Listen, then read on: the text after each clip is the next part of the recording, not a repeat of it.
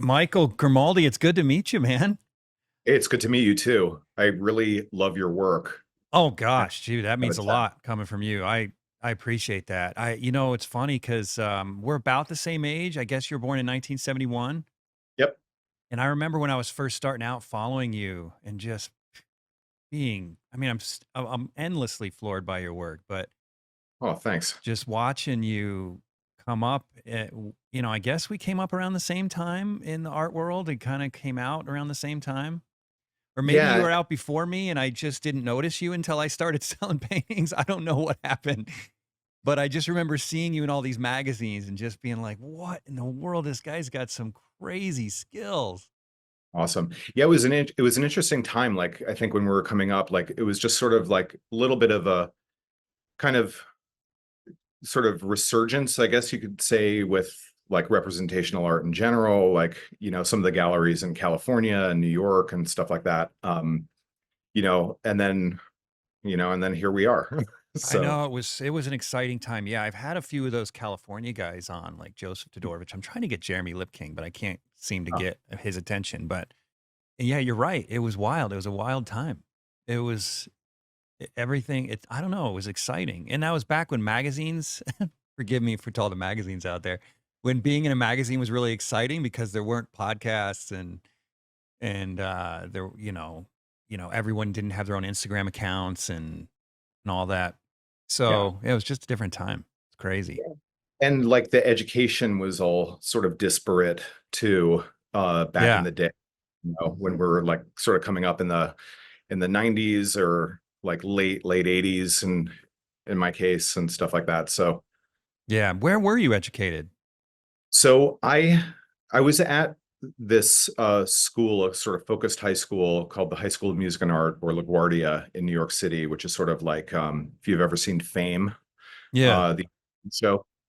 It was kind of that. And so there was a lot of studio time every day, not very consistent training or anything like that. And in my senior year, I was kind of thinking of like going into undergraduate and stuff like that at Cooper Union.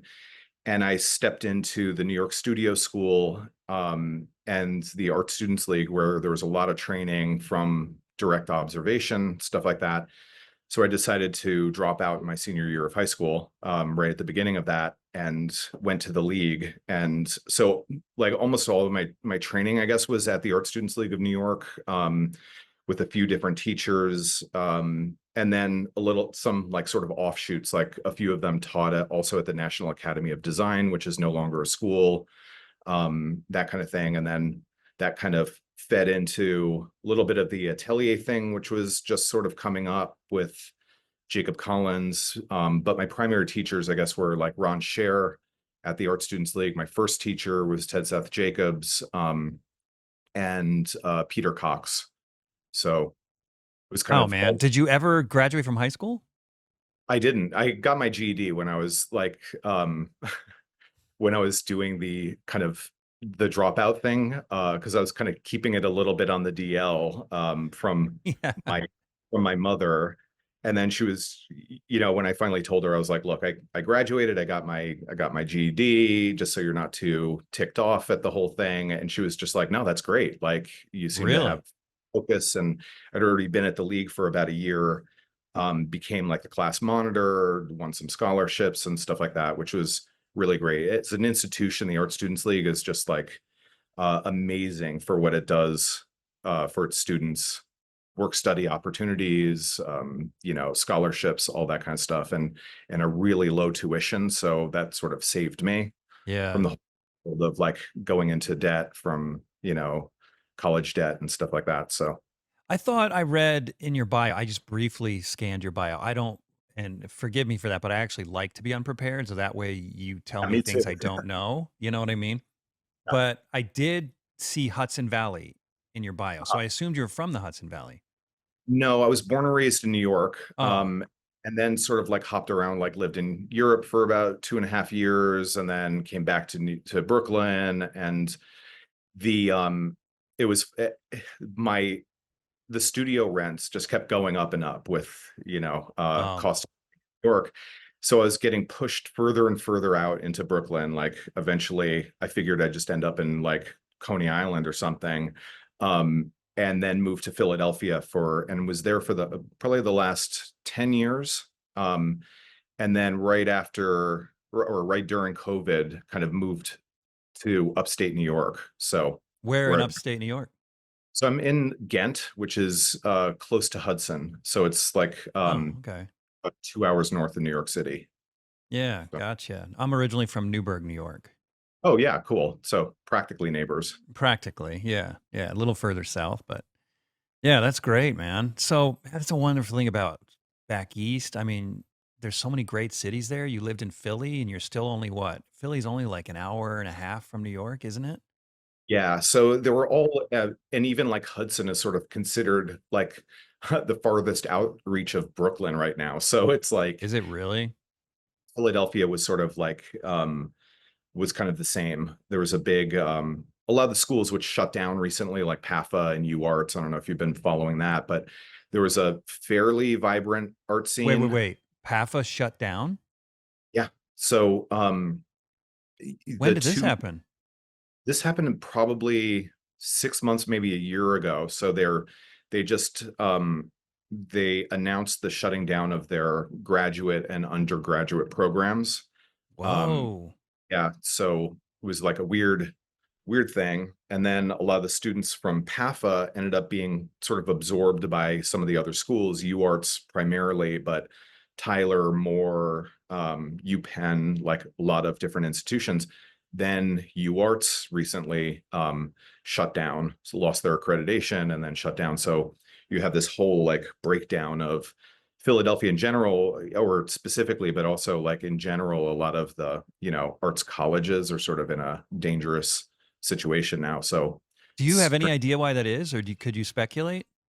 I mean, I don't know. Like I've been trying to like pick this apart a lot because, I'm an active member of like two schools really, like the New York Academy of Art where I teach and direct the departments of drawing and anatomy, and also as a visiting faculty member at Lime Academy of Arts in Connecticut.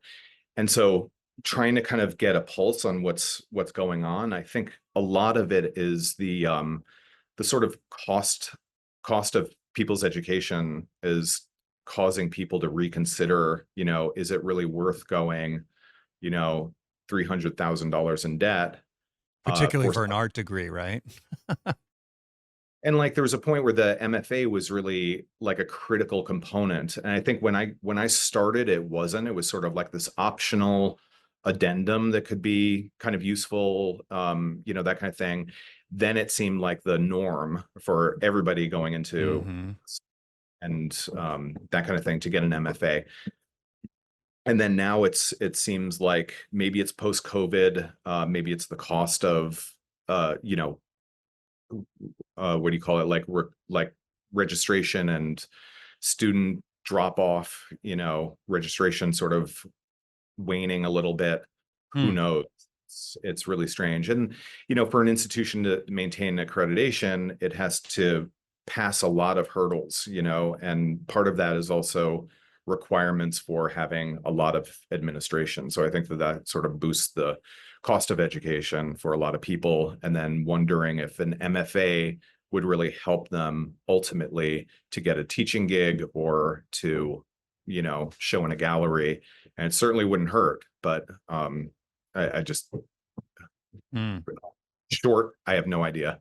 So Yeah, I wonder if ateliers are sort of soaking up a lot of these students and reducing the student body in these big schools. yeah, I think that might be the case. Like if you're sort of looking at a potential sort of tuition of like um, you know, $40,000 versus like $200,000, like maybe that would be, maybe that's a big factor. Plus, with the kind of precedents, I think the New York Academy is different this way because we're very hands-on, but a Mhm. lot arts institutions are sort of low res. Like you have your little studio, you do your work, you get a crit once a week, and it's sort of fending for yourself. So, Hmm. uh, Man. Yeah, that's wild. I've had few people on the podcast that went to Papa and more than a few. It seems like a bunch. I had no idea they closed. That sort of makes me sad and I've never even been there just because yeah, I've talked about it so much with my guests.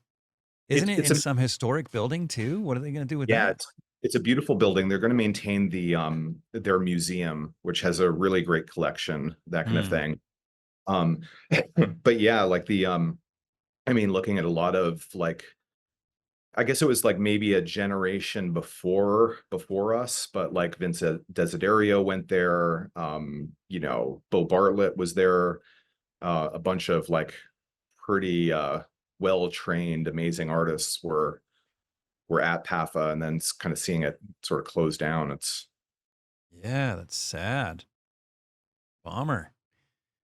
Well, but anyway, on a more positive note, let's talk more about you about you. hey. So let's back up a little bit to your childhood. Were you always into art? Yeah, I was really into art and into science a lot. Oh So man, we'd relate really well. I'm so into science. yeah, and it was like biology particularly and stuff like that. And so like drawing and I'm sorry about that ding. That was my Oh, I didn't even outlet. hear anything. Shut that down. Okay. Um, but like the study of science and art were sort of intertwined. It was a way of like when you're doing a dissection of a frog in science class, doing diagrams and drawings of them and stuff like that. Which I guess, of course, like almost everybody who's an artist sort of gravitated me towards the work of like Leonardo da Vinci and the sort of rebirth of that sort of conversation between art and science and stuff like that. And then eventually like science was sort of getting a little bit I wouldn't say it was difficult to grasp, but a little bit less interesting when it started going more into kind of abstraction rather than like the earth sciences and stuff like that with organic chemistry and things like that. So it was just kind of pushing me more and more towards art and Hmm. stuff like that, where I guess I eventually sort of latched on, but then I guess started bringing some of the science back into it, which is a nice balance. So Yeah, that's yeah. I mean, I can see that. And I think I also read that you studied cadavers and everything. yeah. So like a number of years ago, there was actually a course that I kind of audited a couple of days of at the New York Academy way back in the I guess the really early 90s, where I went into had the chance to visit a cadaver lab and stuff like that.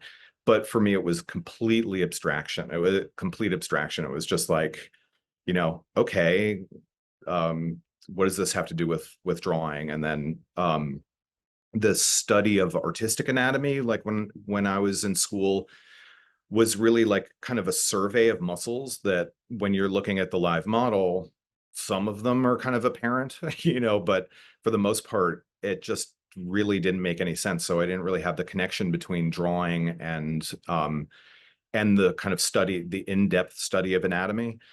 But by some like weird coincidence, I ended up meeting the he's an anatomist and one of the faculty members at Drexel University College of Medicine, Dr. Bruce Hirsch, who just let me kind of go into the lab, do some drawings. And so I spent like about a year doing some kind of research, drawing, kind of comparative studies, that kind of thing.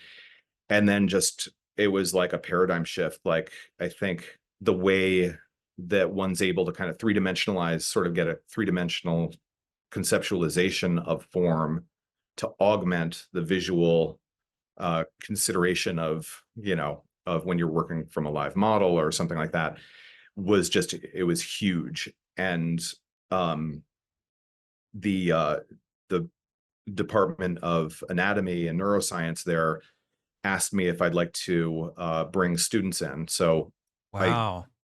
had about 15 years ago. And yeah, ever since we've been kind of I'd bring in like usually like 10 to 12 students a year. So we could kind of do a really in-depth 1 day a week for mm, usually like 15 weeks, just kind of hands-on study the cadaver as the medical students are kind of working with the donors or the cadaver specimens. Um, So what does that look like? Studying a cadaver while someone else is, I mean, I'm assuming they're not, the medical students aren't taking this thing apart, or are they? yeah, they are. And so what typically happens is in the United States, you have this thing called the Humanity Gifts Registry. So somebody will sign on that in the event of their death, right? They'll go immediately into into sort of research. Their body will be used for scientific research in whatever shape or form that might take. So they'll go through a process between 6 months to a year for the embalming process.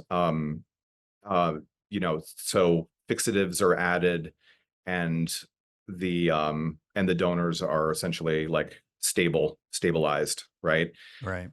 The medical students, when they start their first year in gross anatomy class, they do a very cohesive study of the human body throughout the entire school year. So usually starting with the posterior thorax and then kind of working their way in whichever direction to the upper limb or wherever they go. So they're dissecting, learning to identify, learning the kind of significance of forms. A word that's always repeated in anatomy labs is form is function, right? And so Wait a minute, they're these are the medical students thinking about yeah, form? yeah, like I don't because understand. Why do they care about form? it's amazing because like if you're trying to kind of look at a muscle, let's say anything, if you're kind of looking at the shape of it, right? The shape could identify the name or the terminology, right, by its Oh, origin. that's true. Yeah. It's a deltoid, it's shaped like a delta, or a rhomboid shaped like a rhombus, that type of thing.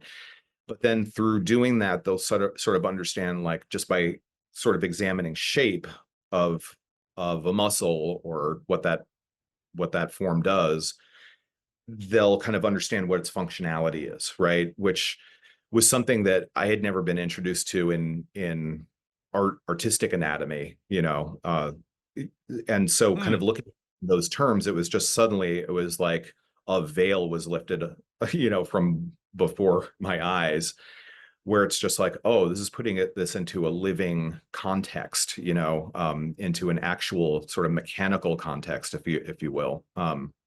So Hmm.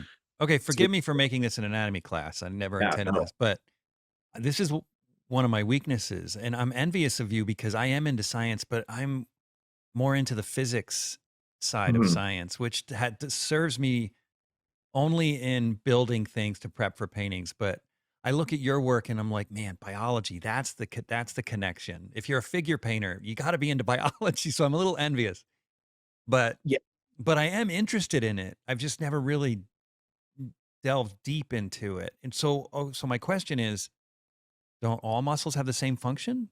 They contract. That's they it. all yeah, that's the same action, but then, like, if you look at, and, just pull like, slam on the brakes if I start nerding out here, but, No, I'm like, gonna love this. if you're looking at, like, something like a long parallel muscle, like the sartorius that goes from, Your uh, thigh. the thigh to the inside of your leg. So what it has is like a really long range of action because it contracts along a long distance, right? Because it's a long parallel muscle, right? Right. It doesn't have a ton of power, right? Then if you take another muscle type, like a pennate, let's say. So pennate just means like feather shaped, I believe. So it's like you have a stalk just like a feather, and then you have things that are coming off at an angle. You trade in So range what of would a action. feather shape want? Would your obliques be something like that, or no? No, like, well, the deltoid is one. It's a Oh. multi-pen, so it has a ton of those. Like when you see a person's arm move and you see like all of those little things kind of twitching right in there, Oh, okay. innate groups, or like the rectus femoris is like a really, really powerful one. So you kind of trade range of action for power, right? So just with those, you have just even though all the like skeletal muscle, right, is all just contracting. That's the only thing they do. The shape of the muscle, like a sphincter muscle, like the orbicularis oris or oculi or something, the shape of their fiber direction dictates what their action will be, right? So they'll Okay, yeah, that makes sense. so you have those, and then suddenly it's just like, oh yeah, okay. So as you're kind of examining, like, let's say an arm or a leg or something like that, and kind of moving from proximal to distal, from like the shoulder down to the fingertips or something, you're trading off these different muscle types, like where you have, like a big multi-pennate powerful muscle up at the shoulder, and then you start getting like sort of massive like bicipital or tricipital muscles that are also parallel. Um, and then it starts going into really long fiber directions and things like that. So you're kind of trading strength with dexterity. And I think that like for when you're drawing and you're seeing a model on a model stand, their weight is on one leg more than the other, you start understanding like, even if it's not in verbal terms, like, naming all the muscle groups and stuff like that, but kind of recognizing, oh, this is under a lot of strain, or that's what's causing the leg to medially rotate. And so, that's where the weight support is. You start kind of getting, I think, a sense of like kind of form empathy, if that makes any sense. Like Yeah, you, that's awesome.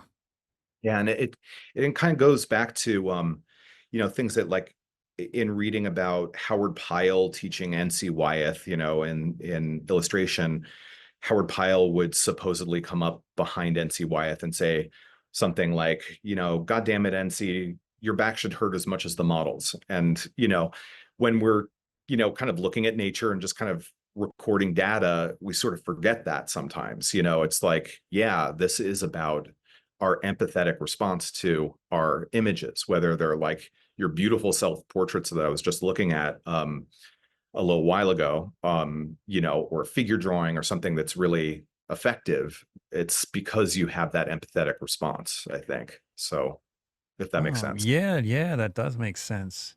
Man, that's interesting. So can you learn this stuff without going to a cadaver lab? I mean, Yeah, I think really in so. depth? I think so. I think like the Ecorche thing, and there are so many resources now that weren't available like when we were students, but like if a student even like, because there's so many apps available, Oh, like it's amazing. I and know. five and all of these kind of things, and just tomes of knowledge that we can kind of use, that you kind of imagine if you even just had like a scale skeleton or something like that, and then just started putting on pieces of plastiline, find the origin, find the insertion, think about, innervation and blood supply doesn't really concern us too much, right? But if you're kind of looking at like, oh, the shape of this muscle is pulling this bone this way, right? Suddenly you start kind of identifying that when you're working with the model. So I think you can definitely do it without, Yeah. cadaver lab's not for everybody. Like I haven't had one student ever drop out because they were freaked out over these last 15 years. But it's also back to that empathy thing. It's a heavy experience, and and not everyone would find it necessary to do that. Some people are a little bit more squeamish, and of course, Mhm. so Mm. it's a bit Yeah, it's a another question I've often had about it is because I know a little bit about, I know more than the layperson about anatomy, but I probably have the tiniest fraction of your knowledge. I mean, I can tell by the way you speak that I've got a lot to learn. But one thing well, I've we all often, do. We yeah, all do. yeah, Like we're every never time in the done, math, right? something new. So it's yeah, How do but you manage the temptation to over apply your knowledge when doing the figure? Because your figures are very subtle.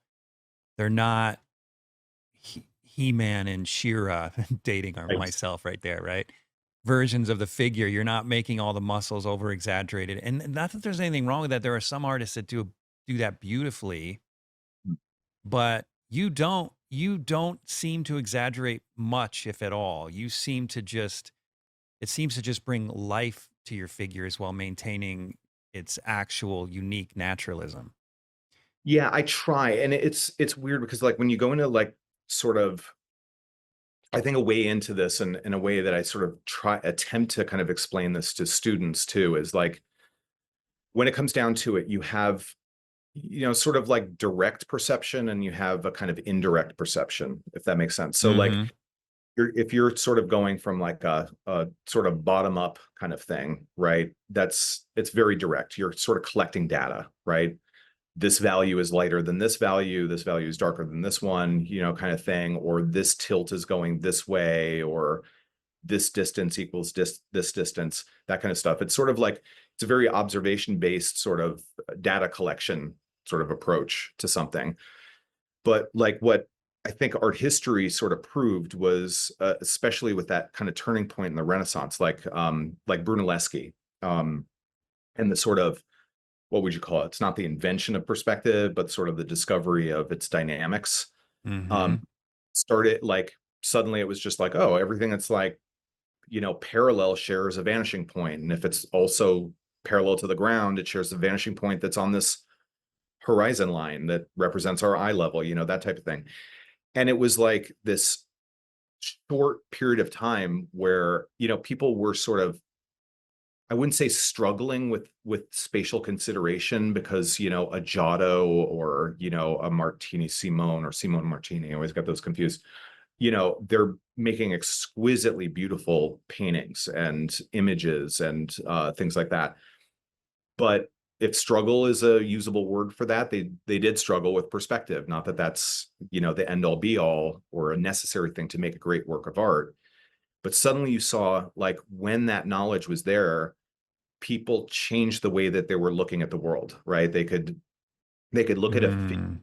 and a muscle, a complex muscle or an arrangement of gesture or something like that, and sort of conceptualize it in spatial terms while they were translating it to the two-dimensional surface of a drawing, right? Or a painting, as the case may be. And then so you start getting into this more indirect kind of thing that we as artists and curious people, right? Going into like color theory or going into the study of perspective or anatomy or you name it, those things don't contradict the visual experience but they enhance it, so Mm. that's what I try to do with the, whether it's like more even technical or formal, like trying to kind of create that sort of tension between those two modes of thinking, and have them sort of merge in a way that is hopefully effective, right? If that Yeah, makes that's sense. a brilliant analogy with that perspective because if you think about the early Renaissance before they discovered perspective, you could see that they understood that those lines were receding to something, Yeah. but they didn't know exactly what to. I mean, they were making these crude attempts at it because they could observe it. But if they just knew where that point was or those points were, that was everything. And with anatomy, it's the same thing. It's oftentimes you see the muscle belly, but you may not know that the bicep actually inserts in the shoulder. And Yeah. so you have this weird sort of thing where you kind of got the angle of the tendon right, but not exactly. It's just a little askew and not exactly heading in the right direction. Yeah. And, That's and like a it, perfect analogy with perspective. it's cool too, because like when you're working from life, everything is in flux too, right? Yeah. And so like when you're looking at somebody's just like shoulder, for instance, it's a bunch of blobs, when you Mhm. looking at, excuse me. Um, the movements of a model, like when, everybody is going to shift their weight a little bit or rotate or breathe or do anything like that, it sort of gives a little bit of predictability, like so you feel like prepared when that happens, for that inevitability and working from observation, right? Mhm. Or if you're working from photographs, it's like it's helping to extrapolate critical information, and kind of figure out what's going on with it. So it kind of creates its own sort of like form logic. But then, yeah, I guess the danger is you kind of identified, you could go, 1980s action figure, right? Mhm. Sort of exaggerate everything. And so, but that's where the kind of observational thing, I think, kind of keeps things in check. a little bit, you know. Yeah. And sometimes a little exaggeration is really beautiful. Yeah, and like and really, I mean, there's so much written on this. There's a neuroscientist, I believe his last name is Ramachandran, and he sort of quantified this whole thing of like the laws of neuroaesthetics that were sort of based on research that he was doing. Long story short, he was walking through his home country in India and looking up at the temples and the sculptures that were there. And he was struck by their beauty. And he was just like really responded to it.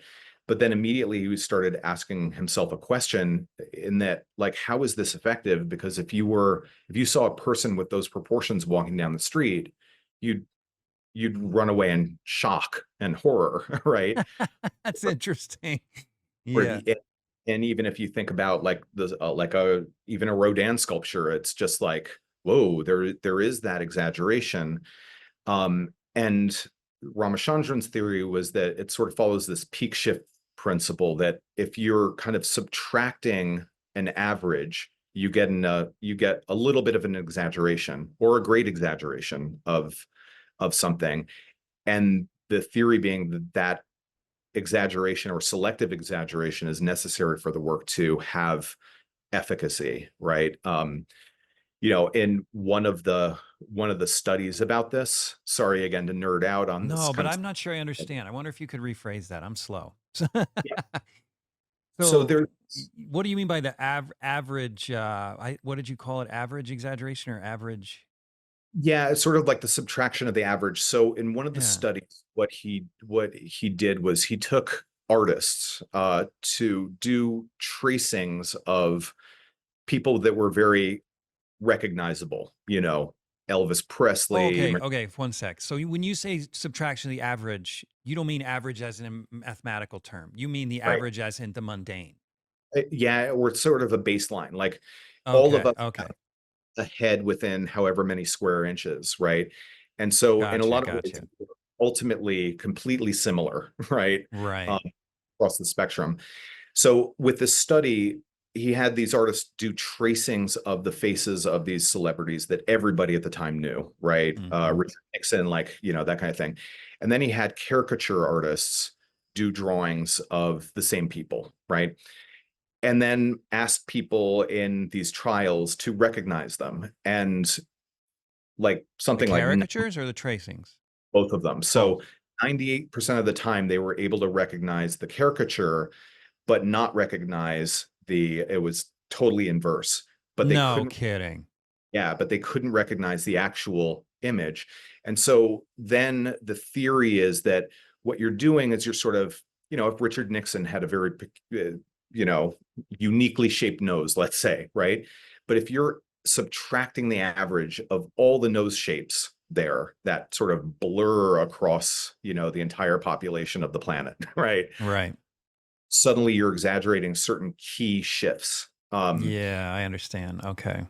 Back to the temples, like what Ramachandran was sort of identifying was this, you know, like if you're taking a male figure, if you're subtracting sort of an average or subtracting female traits, does it exaggerate the male or vice versa? You know, that type of thing. Creating its own sort of exaggerated dimorphism to enhance the readability of the picture or the myth or the, you know, the legend that it's trying to convey. So, You know what that makes me think of? I was influenced by a portrait painter here in Utah when I was younger, and he's passed on now. His name is Bill Whitaker, yeah.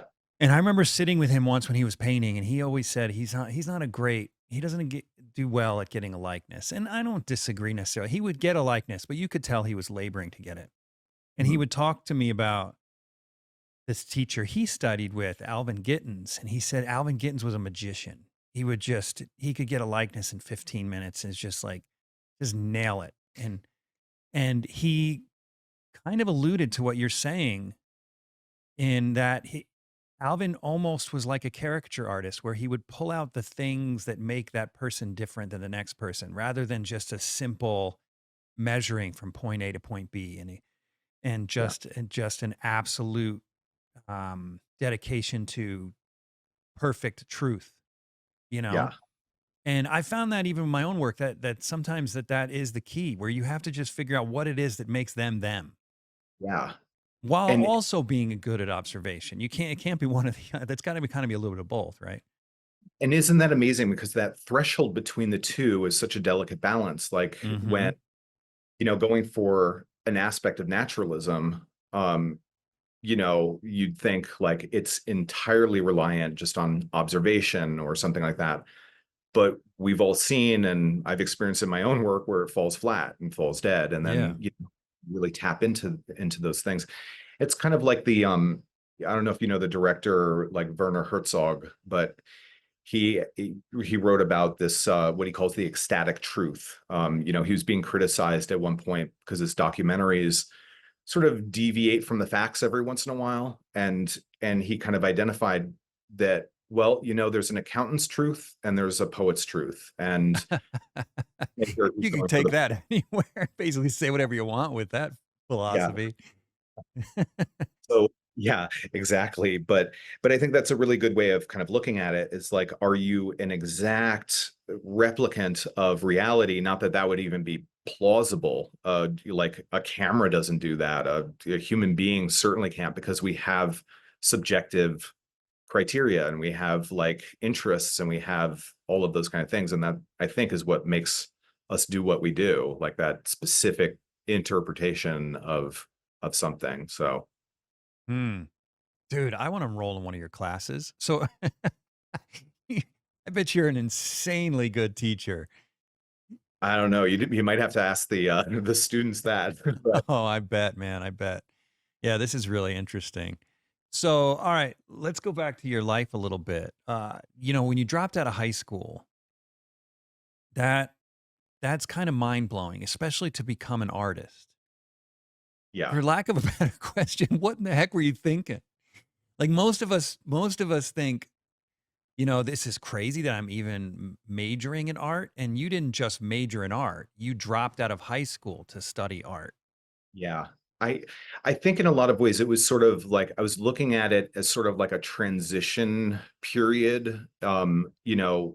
Develop a portfolio, do all the banal things, then maybe go into illustration or into like special effects, which was my like sort of, I think a lot of my introduction into like art making and stuff like that were like looking at the storyboards by Sid Mead for Blade Runner, or um amazing like creature design by Stan Winston, what's his name, uh Sam Winston. And so it was sort of like, well, then I guess maybe eventually I'll go into, go to Pratt and study illustration or something like that.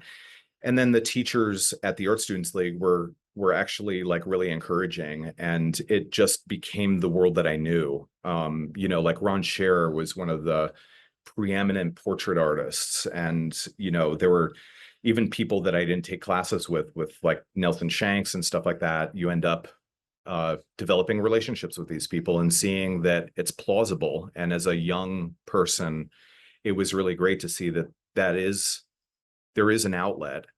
It's a difficult life, but are you willing to kind of go into that? And then Did with that But community, did you get this? Did you have a taste of this before you left high school?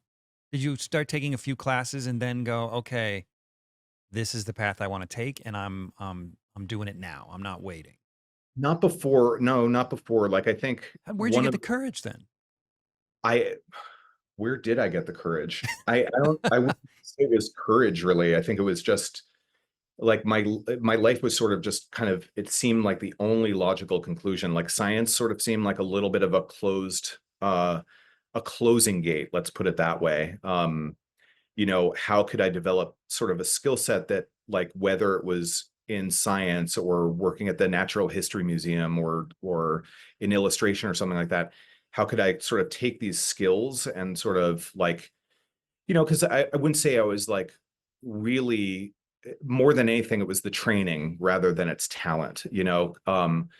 I think I just had the curiosity and the drive to kind of really engage in the difficult practice and study of art. And it was like almost being a crack addict or something. Like you can't, you just can't get enough of it. You start reading about art history, you're introduced to a new artist, and then you realize that they worked in this circle or this scene or this time period, and then you learn about that time period, and the world just becomes this vast sort of universe, and then even into the literature. And so I think in a lot of ways it was almost like a self designed but also encouraged by other people to read certain books or to kind of look at study this artist, that kind of thing.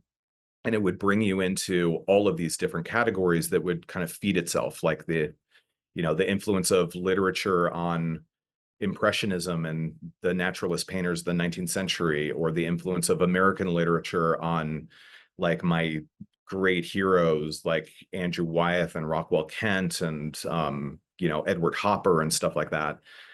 um you know what I mean? So Mm-hmm.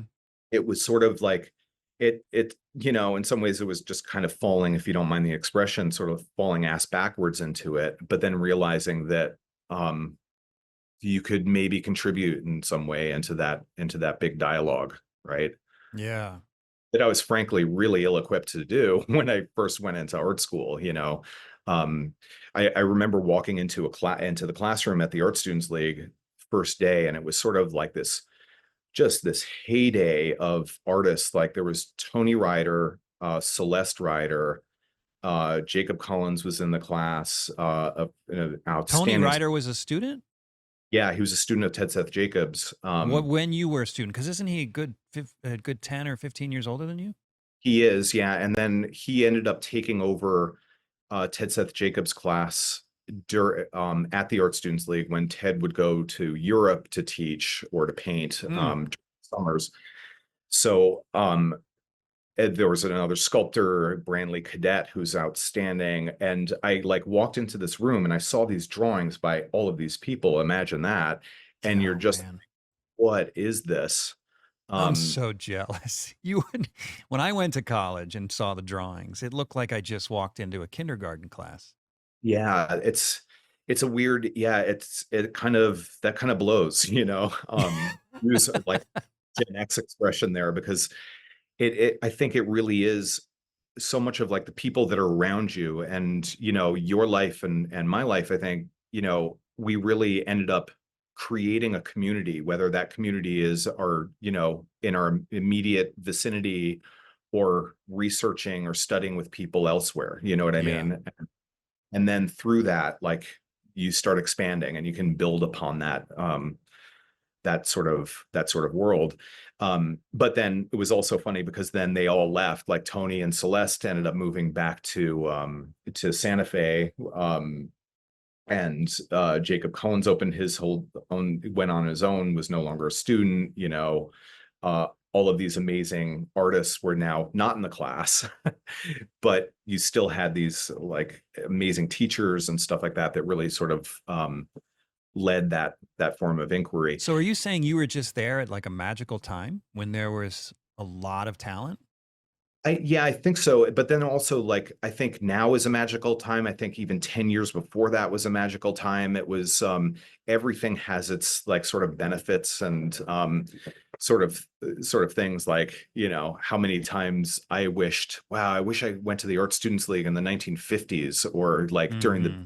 generation, and what would that have been like, or with studied with Norman Rockwell, or been in the same classroom with Norman Rockwell, what would that be like? That kind of thing. So But is it and one consistent high or is it kind of ups and downs at these schools? yeah, I think there are ups and downs, and there's also like, I think art sort of gravitates towards or creates its own sort of uh calamity in some ways. Like it really like kind of responds to and subverts like the previous generation in some ways. Like I don't know if this hit you as much, like, but there was a big thing like, oh wait, you're working representationally, so you're an illustrator, you're not an artist. That No, was a I big. I I just got that the other day. Like Weird. Which is Wow. fine. I'm okay to be an illustrator. Yeah, there's some video on YouTube where some guy calls me a shill and says I'm Oh, just an illustrator. I'm not a real artist. That's it's cracking me up. Like, whatever. it, If you think I'm an illustrator, I'm okay with being an illustrator too. There's no shame in it. yeah, and well, and people have their opinions about it, it's so strange, but then like I think the drawback of where like when I was in school was that the teachers at the time really had an attitude where it was like us against them. Like, let's Oh deny the yeah. belief of abstract expressionism or the surrealists or the Dadaists and stuff like that. And so there was like a very close-minded kind of thing that seemed to almost accelerate like into the 90s where the ateliers started popping up, and then it's really like a very like exclusionary dogmatic uh sort of approach to art making. Work in this way, not this way, or don't study with this person because it'll just mess up your brain. um Mhm. the Art Students League was a little bit different that way, and maybe it was a New York thing, maybe it was the Art Students League, maybe it was the instructors, but you kind of had this attitude like the responsibility was like, I'm going to study with this person, I'm going to study with this person, I'm going to study with this person. And so you kind of had this it was almost like a schizophrenic approach to art making. Like when I was in Ron Scher's class, I was painting as closely to the norms of that classroom. When I was drawing with Ted Seth Jacobs, it was more aligned to that approach to drawing. And then like the few years afterwards, you start realizing, wow, I can really mix and match these things, and kind of like incorporate different modes of working, and they become your own. They're sort of an amalgam of, or stitched together Frankenstein's monster kind of thing of all these different components that you sort of respond to, gravitate towards, can do effectively, or you have more of an affinity to this medium rather than that medium. And then I think that sort of helped to kind of create myself and a lot of my my contemporaries that went through similar education, right? Mhm. Yeah. Brought That reminds me, I went on a workshop once. It was a landscape workshop, and I was the only working professional that was there as a student. And it blew my mind that out of 15 people, I was also the only one that brought the brushes that the teacher recommended, brought all the same colors the teacher recommended. I mean, I have colors that I'm comfortable with. I'm a professional painter. And yet I went out and bought all new paint and just to get not all new paint, but we had some overlap, but some new paints in order to just do what this artist was doing. And I used his brushes that I never use. I use flats and I don't use flats. Anyway, and I was like amazed that I was the only one really trying to get in the head of the instructor and all the other people were just doing what they always do. And I yeah, and thought that what you can't learn like that. You kind of have to be a chameleon for a time in order and you to have to, figure out who you are. yeah, totally, and you have to surrender to it, and like as you know as an educator too, that's really great when you see somebody that is an active participant in their learning, willing to kind of go the distance. And and a lot of it I can understand, like the hesitation, like it requires a certain amount of trust and sort of breakdown of what preconceived or practiced modalities were prior to that. But then also like when you have somebody that's like really reluctant, and sort of incorporating new approaches to drawing or painting or whatever, and how that shuts it down. And essentially it's kind of like, I think for people like us that were, like so much of whatever training we had, it was in large part very autodidactic. And you realize like you have to do research and you have to sort of surrender a certain aspect of yourself to kind of learn something that will eventually get you back to kind of finding and discovering who you are as an artist, what your voice is as an individual. It's a tricky balance. So Yeah. Yeah. I mean, when you're born out of the womb, mhm. you've never touched a brush, right? And you have to be introduced to certain things to know if you're comfortable with those things. So you can't know who you are as an artist until you've actually dipped your toe in all these different waters, right? Yeah. because you have to know which ones you're comfortable in. Yeah, Yeah. totally. Huh. Well, so what was next after you left the Art Students League? And I mean, when in the early 2000s, I'm guessing that's when you sort of started showing up in magazines and selling your work and so on. Am I wrong about that? That's what I Yeah, it remember. was around then, or like late 90s or something. And so it was, it was an interesting time. So went through like a lot of the studies. Eventually, I think Ron Scher was like a really great instructor in a lot of ways, also because he sort of pushed me out of the Art Students League. Like it was sort of like, look, you're done here. You've gotten what you can get out of this place. Time to go on your own. No, it's difficult, that kind of thing. The Art Students League has a tendency to have these things we call lifers that are sort of, in the league forever, right? Yeah. That kind of thing. And so he really encouraged me to kind of get out. And then like the community of some of the artists I knew, like Jacob Collins helped a lot. Like we were co-teaching at the National Academy of Design for a while, introduced me to his gallerist. Steve Assel and Max Ginsberg introduced me to the School of Visual Arts, where I got my first like drawing class, that kind of thing. Um, and it was sort of like it was one of those lucky breaks again too, because the economy was really better, than it would be for, some of my students went through the big recessions and stuff like that, where the art market would dry up. Figuration wasn't really that well, sort of understood, and it certainly wasn't really that mainstream at the time. But then you had galleries like John Pence Gallery and in San Francisco, an Arcadia Gallery and Forum Gallery in New York that started up, kind of showing more representational work. So Did they I all was, open around the same time? yeah, I think John Pence was really the first. Oh no, that's not true. Forum was, I believe started like in the 50s or 60s or something like that. It Whoa, might I have, didn't realize that. That's a long time. yeah, I might be wrong about the dates, but it was really earlier. Um, so and all of those places were showing like figurative, representational, whatever you want to call it, kind of work, and sort of getting that work seen. And as a young person just kind of getting out into the art world, it really helped to be able to sell a couple of paintings here and there, to kind of survive, without really having to, besides teaching, have, you know, um, too many odd jobs along the way, which was really great.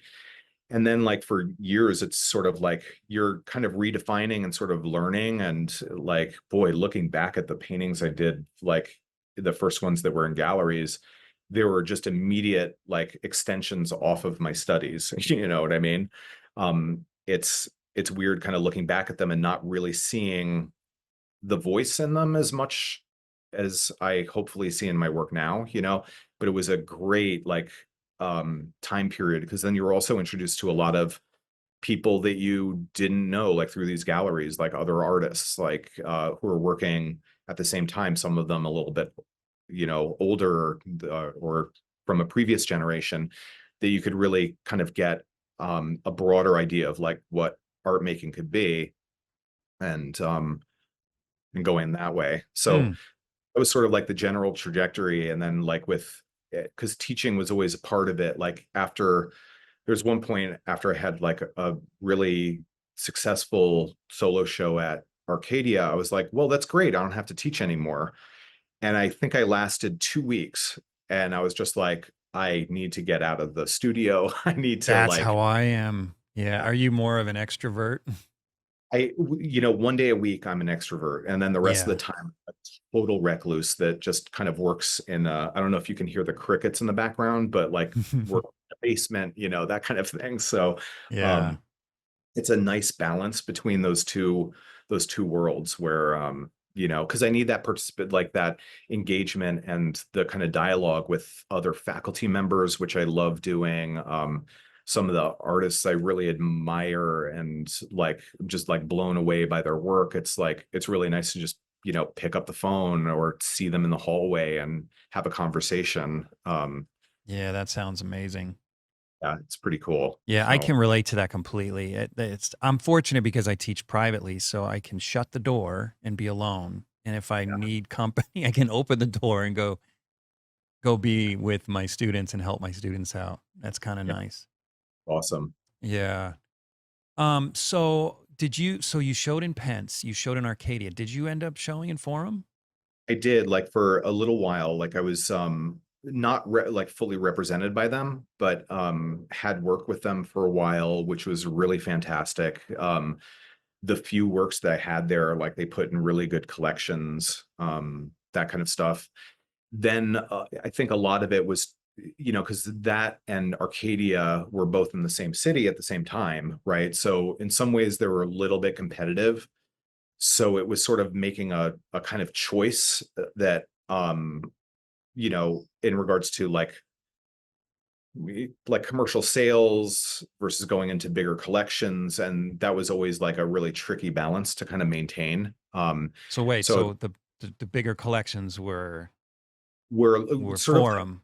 yeah, forum, yeah. And Yeah, then but then the sort of sales, like private sales, which were also like really good collections as well, were more through Arcadia at the right. time. I was kind of with them for uh, a number of years and things like that, and Hmm. then sort of went rogue. Like so, um, Yeah, you you kind know, of disappeared for a while. yeah, and I like a lot wondered of if you were dead for a period of yeah, time. I know, I I think genuinely did. I remember literally asking people, "Have you guys know whatever happened to Michael Grimaldi? Is he still alive?" I love that. That's like the biggest urge is to kind of fake your own death and sort Yeah, of you did it on accident. right. So, and a lot of that was that I was kind of gravitating more and more towards, like towards the monochrome, towards black and white, towards drawing as a primary medium, rather than like what I had been showing were, paintings in color, that kind of thing. And the I don't think the market was really there at the time either, for works on paper specifically, but also like monochromatic works and stuff like that. And then maybe it was like part of my own stubbornness was just like, well, you know what? If I'm not going to do another show of paintings, I want this to be a show of drawings.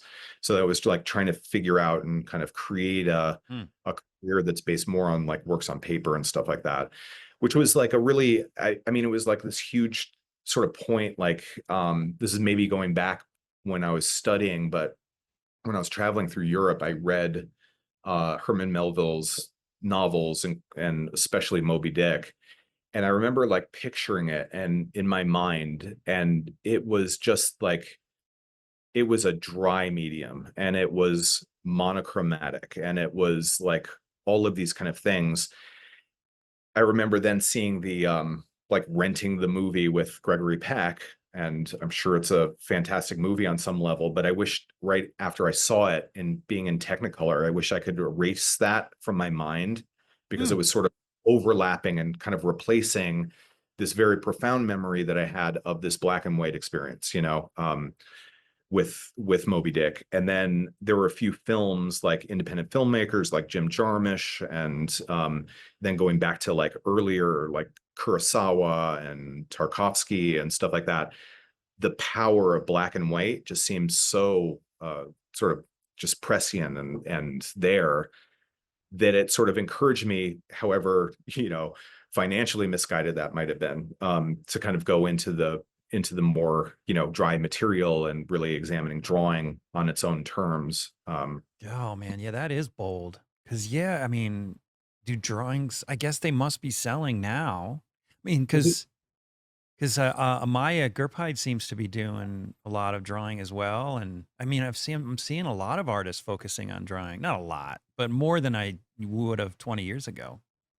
And like my friendship with Amaya too has really helped because it's almost like two people doing very different work, but also with a lot of shared similarities and Yeah, curiosities like that. Like really like almost kind of daring each other. Like when I see one of Amaya's drawings that just like floors me, you know. she's so good. the Yeah. next day it's like you're in the studio trying to like examine other kind of things. And so She's like the perfect person to go to the gym with, someone who's like someone who's like keeps pushing you to push harder in the gym. and she's an amazing thinker, like one of the most intelligent people I've ever met too, just Mm, in terms of, the breadth of knowledge and all of that, like with her work, it's just like so admirable to see. And we like kind of overlapped in our studies, kind of knew each other a little bit, but not really, and then when we like many years later, kind of got back in touch and stuff like that and started dialogues and kind of talking about materials and then working together eventually at Lyme and at the New York Academy of Art and stuff like that, which is it's been really great. But so towards that, yeah, I think there has been like a big sort of resurgence or like sort of redefinition of like what drawing means in a lot of ways. Like, you know it was kind of looked at as a fugitive material. It's on paper, it's not on a canvas, so it's got to be flimsy, right? Or it's throughout art history, it's like mostly preliminary studies. Oh, is this a study for a painting? right. Well, and it's got to be behind glass. I know a lot of that's difficult for some collectors. Yeah. But then you have like some institutions like, the Drawing Center in New York and things like that, that really just their whole gist really is just about the promotion of works on paper as its own standalone medium, right? And Mhm. so that's increased. There've been like a lot of, whether it's like Look Toymans or even, earlier Gerhard Richter's where they're or Anselm Kiefer, like more in the monochromatic language, um, sort of help to kind of, pave a way where it can be taken a little bit more seriously. Mhm. So which has Well, to been, artists, as you probably know, it's always been taken seriously. oh I yeah. mean, it used to be that artists were the only ones who collected drawings. Because in a way, a drawing is, I don't know, it feels like if a painting is, um, if a painting is getting to know someone at an official event, a drawing is getting to know someone in their bedroom. Yeah. You know what I mean? Absolutely. It's like there's that intimacy. It's like you're really getting into their heads in a Yeah. way. And And man, I just love drawings. It's great that it's kind of moving in that direction that people are starting to appreciate them more. yeah, and it is really great. And it's also it's just like what was I going to say? Yeah, even the kind of lack of formality, like when, well, okay, it's time to paint. Let me put my palettes out and clean the brushes afterwards. It's like even just from my own like specific point of view, it's so great because a drawing is just like you can work on it anytime. It's constantly sort of wet or open. Um, Mhm. or oh gosh, that looks really cool. You just like reach in your like backpack, pull out the sketchbook and a pencil, and you're already going. So Yeah. And there's something magical about the fact that you're just making something out of a burnt stick, essentially. It's wild. yeah, yeah, So, it's but you aren't actually though, because you're using mixed media, right? I mean, you're using gouache and graphite and charcoal, and what else are you putting in these drawings? yeah, well, anything that sort of works. So it's like that was the kind of transition, like I guess weirdly from painting to drawing that we just discussed, but then kind of going back, I guess, into a little bit more of a painting language. The drawing is sort of and graphite and in particular carbon, whatever it is, has like really amazing kind of attributes attached to it, right? But practically when you're doing like the scale of my drawings are Oh, either God, it'd like, be a nightmare. yeah, like they're either like really relatively small, or really big. And so really big for me, like they're not mural sized or anything like that. But if you're doing a life size drawing or something with a kind of dark background or something like that, it's so time consuming to kind of build up values in that way. And so like I think with just with experience, the sort of facility, you start getting impatient with the material. And so like trying to figure out ways, how could I expedite this process? Are there ways that I could sort of Oh, mix? interesting. So if you're like taking like whether it's like India ink or, black acrylic and kind of laying it in as if you're laying in a painting, which you really are, it is a painting in some ways, could that serve as a sort of underpainting for a drawing? Can like is there a way to kind of draw on top of that even if you're maintaining sort of dry material? Wait, that Um, well, I want an answer to that. Can you draw on top of acrylic? Yeah, like so you can mix all sorts of weird granular things. Like if you're mixing in like fine pumice into or using a fine pumice gel as your medium, it creates almost like a tooth. It's almost like a what's it called? A pastel ground that if you're Really? mixing the acrylic, you can then just when it's dry, which is really in like 5 minutes, you can kind of go over it with like vine charcoal or compressed charcoal or something like that. And it No really joke. yeah, and you could put chalk on top of it or Conti or anything. So it kind of creates like a lot of versatility, because and it just like makes it if if I could do a painting or a drawing in a day, I would do that. I just can't, right? But or if I had to spend like because of the material limitations, like 6 months on something, just kind of filling in background or doing something like that, I'd much rather choose like doing the more abbreviated, sort of more efficient thing. Yeah. Uh, so then, like, you have like a lot of versatility. Like, if you even think of the difference between like charcoal and graphite. Like, charcoal is great for laying in values, and pencil's great at nuances. Can you mix those two things together? Totally, right? If you're like laying something in an acrylic as an underpainting, then working oil on top of that, like, does that have benefits? Might have some drawbacks as well in terms of permanence or something like that. Um, but you're really just kind of like using things in their most optimal way in some ways.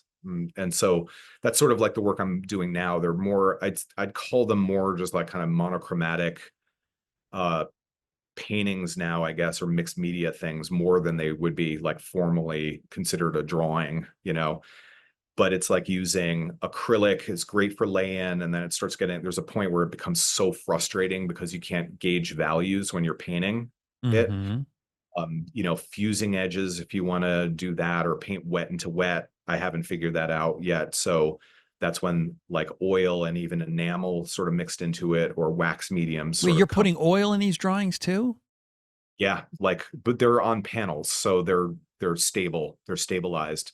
So on top of so yeah, so I should say that now normally they're not works on paper unless there's a sort of what do you call it? Sort of a preventative layer, Yeah. sizing that. But most of my larger scale things are on panels. So Panels with what? What kind of you putting some kind of gesso or something on them? yeah, it's sort of like just a homemade you know, if it was just going to be an oil thing, I probably would go through the time to do a traditional like rabbit skin glue gesso kind of thing. That's much better for like dry material too, like if you're doing a drawing on that. But now it's just kind of taking a standard acrylic gesso, sort of mixing some additional sort of calcium carbonate into it, putting that on, and then it's a really versatile ground. Like drawing Wow. on it has some tooth to it. You can put some acrylic on it. And then once that's all said and done, like if necessary, then kind of go into the whole realm of the oil stuff, which is typically what I'll do is like sort of like a final kind of pass or multiple passes that are now oil on top of that acrylic drawing based sort of under plan, whatever you call it, kind of thing. But Mm. then the one of the issues for me is like what I can't stand about oil is the glossiness of it, right? Mm. Um, and so like that's where a lot of things like the like mixing wax into it, using a lot more sort of volatile solvents. or things that tend to kind of dry a little bit more matte as opposed to like, a hyper Yeah, glossy, how are like, you managing the archival nature of these things? Because you're using so many different mediums. yeah, they work. And I was talking to an archivist and a restorer once, and the theory was like, well, oil, it becomes chemically inert or chemically stable in like something like 50 or 100 years completely. Um, but for the That's most all? part, yeah, that's all, right? For the most part, you kind of know if it's going to last after a year, and so meaning like things have become stable enough that they're not really problematic. So I mean, just 1 year, that's great news. yeah, and then like they're durable. Like you can just kind of test it along the way, just like take a palette knife. If stuff starts falling off or it shouldn't, probably maybe reconsider your options there. But they seem like ridiculously sturdy, so Hmm, um just I mean, I even had things where I was doing everything the right way on a really good oil ground, doing paintings, and I've had things from like 20 years ago where you put a fingernail on it and it chips off, and yeah. it's, ooh, these seem so much more stable, and I think it would have actually have done that 15 years ago. Um so Hmm, I'm not too worried about the stability of that's these. great. Yeah, that's great. That's kinda nice that it's only a year. I didn't know that. I've always because as a painter with all these new mediums that you have out there, this whole fat over lean thing is very confusing because that only seems to be relevant with just straight up natural oils. Yeah, and you're still maintaining it because, like, if you consider, like, acrylic, there is a certain amount of flexibility to it, it's always, like, sort of soft-ish, but by painting it, like, kind of thinly, it seems to just, like, be a really durable surface, right? Yeah. Then the fat stuff, like the oil on top of it, seems to be okay. I certainly wouldn't, though it's tempting, paint acrylic on top of an oil, you know? No, it's tempting. I could just see you in your studio like, "I need to do this." And it's funny because like a lot of the old illustrators would do that to kind of expedite, they'd do an oil painting for like a pulp novel that they were, under deadline to do. And then they had to do some overpainting or corrections.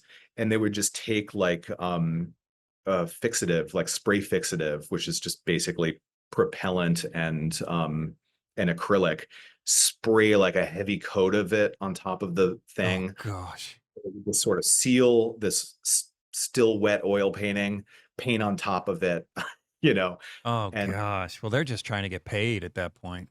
yeah, and it must be a disaster. But then when you go to like places like the Society of Illustrators and even the Brandywine Museum or something like that, and you see a lot of these illustrations that you knew were just like painted under these like hardcore deadlines. They're just drinking, gallons of coffee and eating Mhm. like ring dings or something to keep amped up. They're still around because people care for them, and That's it's crazy. neat. So Huh. So what do you think it was or is about monochromatic that appeals to you? I I mean, I think for me it really is like it sort of creates its own world that you kind of have to go into, but that world has a lot of interpretation. And I think in a lot of ways, like with the sort of abundance of like early on, like the spectacle of MTV, or like the hyper saturation of like high definition films and things like that. Like, I think sort of like reducing that and sort of taking away a certain channel of recognizability, because, if you think about it, when you're like scanning around, you're looking for something, your pencil box or your cup of coffee or something. So much of that is that color response. For Mm. that examination. And like when you remove it, like you're really limiting the kind of the experience, and you're kind of removing a huge aspect of naturalism, I think, like a very Oh critical kind of yeah. naturalism. And so in a lot of ways, like I think like my tendency to want to describe things and kind of get into the details and textures of certain things, in a certain way, it sort of helps to mitigate that a little bit and sort of like Hmm. not really push into that like that uncanny sort of world. And I think like really effective painters, people that work in color, they will often, whether it's a contemporary artist or, or an artist from the past, they're deviating in certain ways and finding like, is it the drawing that can sort of collapse? Is it the amount of detail or information? If you're taking like I don't know, like an Anders Zorn or something, there's not a ton of information in those pieces, sort of allowing the color experience to be the overriding, sort of content within it. And then with black and white, it's just like a little bit different. It's like I love like looking at textures and like what makes in a black and white language, what makes this fabric look dissimilar to this fabric or to skin or something like that. Mm, So gosh, man, it's, that it does sound interesting. And that point you made that when we're scanning the room, sometimes we're using color as a way to identify objects is a really interesting point because I find that when I'm trying to explain to my students how to set up a composition, I'm always pushing, think in black and white, think in black and white, think in black and white. Because oftentimes they'll set up, like, let's say they're setting up a little still life. And if we don't go over this ahead of time, oftentimes the colors will be different, but the values will be all the same. And then they paint and then they draw it in black and white.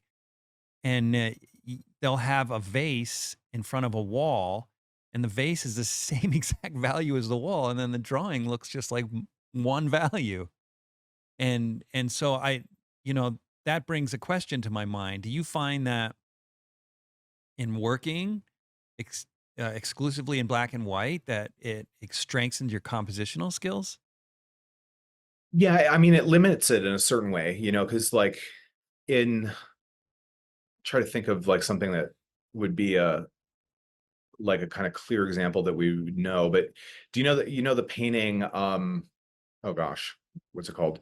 The one that was recently found, the Taking of Christ by Caravaggio, for instance, Yeah. right? Yeah. There's the guy in the with his armor on his shoulder, and they're leading the Christ figure away.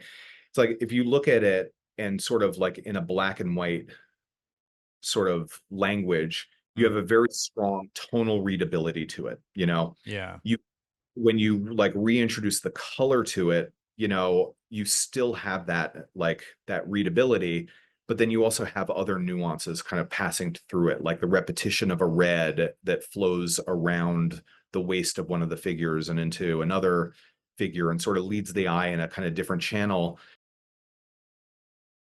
This episode is brought to you in part by Rosemary Brushes. If you're one of my listeners who's a professional artist, you're already using Rosemary brushes. But for the rest of you, come on.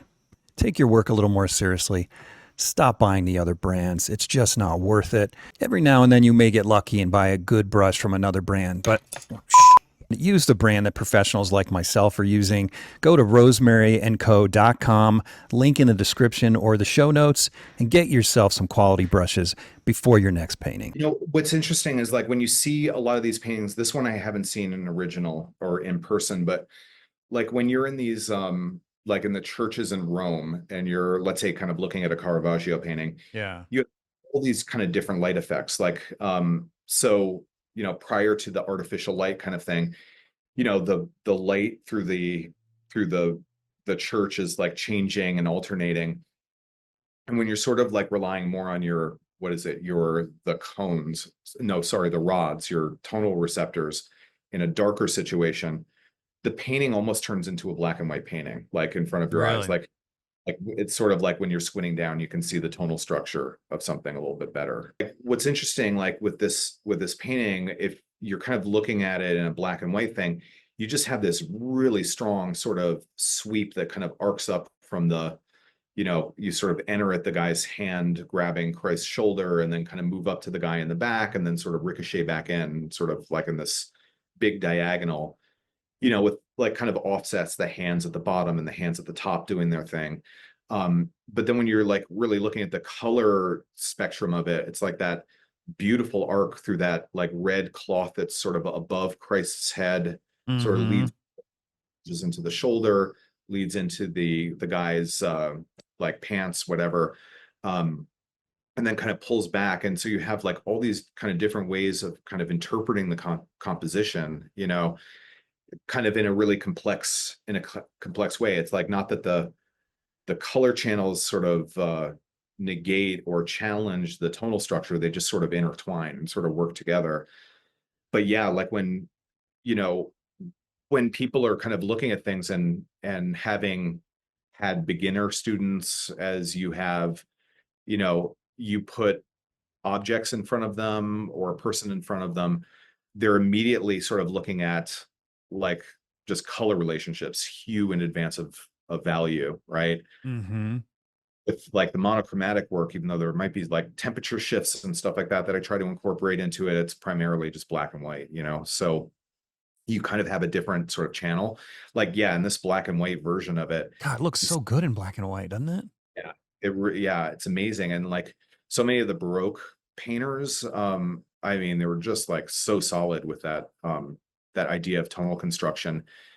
And then like a lot of the like I think the earlier filmmakers, like the German expressionist filmmakers, like Fritz Lang and like film noir stuff and Kurosawa were just really like so like in sort of engaged in that kind of black and white compositional language and kind of understanding what its parameters were like and kind of creating really effective designs even without the use of color, right? Mm. And there are great examples of like films, paintings, of course, that really operate with a lot of color in them. But still, I think like if you take a black and white photograph of any effective painting, regardless of when or who painted them or where, they're going to have a really strong tonal construction as their kind of foundation.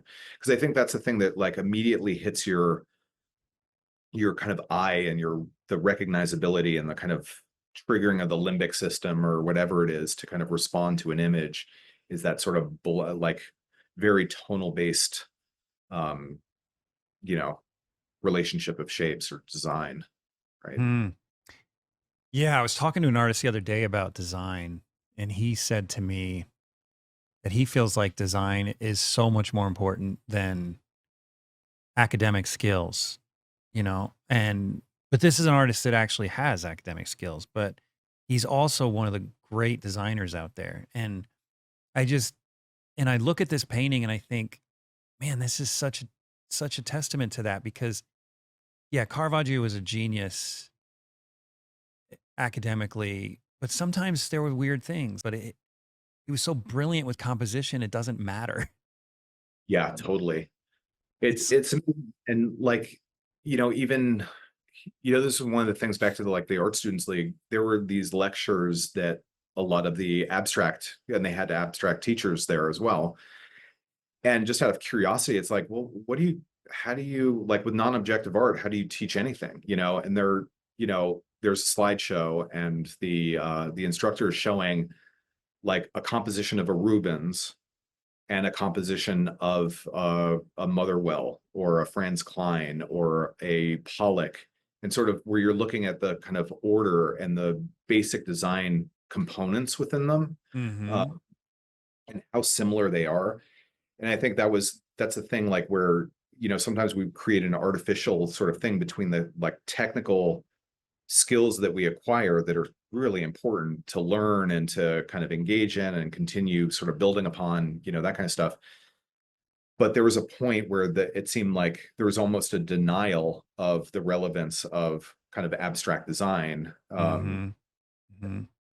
with ironically, except if you were an illustrator where you had to tell a story and tell it quickly, and like how do you get somebody into really engaging your viewer into that experience. And like one of the things with my students, instead of like referring to like older like books on composition, a lot of the time we're just looking at books on cinematography and art direction and stuff like that, Really? where it was all built on painting and the painting language and stage performance and stuff like that in its infancy. And then it seems to kind of take these design principles and sort of expand upon them. Mm. And then just by kind of referencing that, it's like kind of sky's the limit, the same way that Degas took a lot of the artificial formality out of composition and like history painting and all that kind of stuff built up on you know rebatements and thirds and stuff. He would like break the rules, but then kind of create something that was equally, if not radically more effective, but in a very different language or sort of using different components. So Hmm. Yeah, that's all really interesting. The point is, it's so much about composition, right? yeah, And even with their fallibility, if the composition is strong, it's still just magic. yeah. Incredible. And it's like, and then thinking like even to like going propelling ahead into the future a little bit or the past in our case, but like you look at like a Rubens, like the Massacre of the Innocents or something like that, like the dynamics of figures and you know they weren't drawing probably from like really extended long poses who could hold something like that, No, like but the ability to sort of conceptualize or sort of to glean information from a sketch that might have been done in an hour, who knows, how long it took for those things, then create something cohesive and then compose, however many 20 figures that are doing all sorts of chaotic gestures, but then organize it into something that's still readable and like beautifully articulated. yeah, it's next level. Yeah. Yeah, seriously. I mean, and so many of these figures would have been so difficult to capture because they can't hold these poses. Yeah. And that Uh, I think that kind of goes back to that idea, like whether it was, the study of anatomy, which is, sort of doubtful in Caravaggio's case, that kind of thing. Rubens certainly did. But it was just about that, like sort of conceptualization, I think, that ability to kind of understand what the figure is doing on whatever terms that is, like perspectively or gesturally or empathetically, like, to sort of create something that was impossible to capture a frozen moment of, right. Mm-hmm. and Yeah. like frozen movement, which is like we come from a standpoint where we've seen, action photographs by photojournalists. We know what like action kind of looks like. Um, and then imagining like back in those days, having that frozen moment was impossible to have a reference for, because it was all part of that moving image. I So know we really take it for granted. It's kind of ridiculous. And it's incredible just how skilled they were to be able to do that back then. Well, speaking of skill, let's start talking about your work a little bit tough act here. to So I'm gonna follow there. pull no. Well, and that's it. And yeah, it's apples and oranges because we have so many advantages over these guys, right? Um, but you can hang with anybody, man. Like seriously. He is a tough act to follow, but you're hanging with him. Um, let's see what you got here. So I was your new figurative stuff that you've been posting lately is blowing my mind. Oh, thanks. Oh my gosh, dude. One of the questions I wanted to ask you that I've always wondered about because I did have some good teachers, so I'm not I I can't discount that. I've had some great teachers in little bite-sized pieces, even though technically overall my education was a little bit lacking. And my understanding is that for a time you either worked with Jacobs at Grand Central Academy or you studied at Grand Central Academy. Yeah. So before Grand Central was a thing, it was kind of like this cooperative thing called the was it at the time? Is it Water Street? Yeah, Water Water Street. It's Street Atelier, yeah. on Water Street in Brooklyn. And so I would go in there and teach with, so I'd study with Jacob like more, he like you sort of opened up his studio to a couple of students, or like maybe five students. So we would kind of work together exchange ideas, talk about things. It was like a very community sort of driven thing. And then Jacob would critique and give advice and, and things like that. So that was like, it was a really great time too, because there were artists like Kate Lehman was in the group. So Yeah, you just were there in the right place at the right time, man. yeah, Patricia Watt, um, my brain's blanking. I know who you're talking about, but I can't think of her last name either. Let's maybe edit that part out. But um, my brain's just like jello. We've been like talking a I lot know and you've come up with a lot of facts, so you're doing pretty well, man. Forgetting one name's not bad. but so yeah, then it kind of moved to the Water Street location. And I was just like kind of teaching there 1 day a week, would come in. I moved out because I was living in Brooklyn, was kind of getting outpriced. So right after I left the Art Students League, I moved up to the Catskills for about 2 years. So Hmm. it's kind of like just doing some landscapes and sort of shaking it up a little bit and like working from models when I could, that kind of thing. Um, so then it was just like a number of years later that we kind of like reconnected, and then Dan Thompson, Kate Lehman, um, Jacob Collins, and myself started the Grand Central Academy at the international study, what's it called, the All of you ICA. guys started it. That's what I Yeah, had heard, and then yeah, but now it's just Jacob Collins. yeah. And so yeah, it was interesting because it was like it was getting a little bit atelier based. Like, every one of us have very, very different teaching. Yeah, I remember those days when you guys were all there. Yeah. And so it's like, Dan is a spectacular teacher and has his approach to something. And then Kate is the extraordinary teacher, has an approach to something. I, you know, um, I have a different approach to certain things.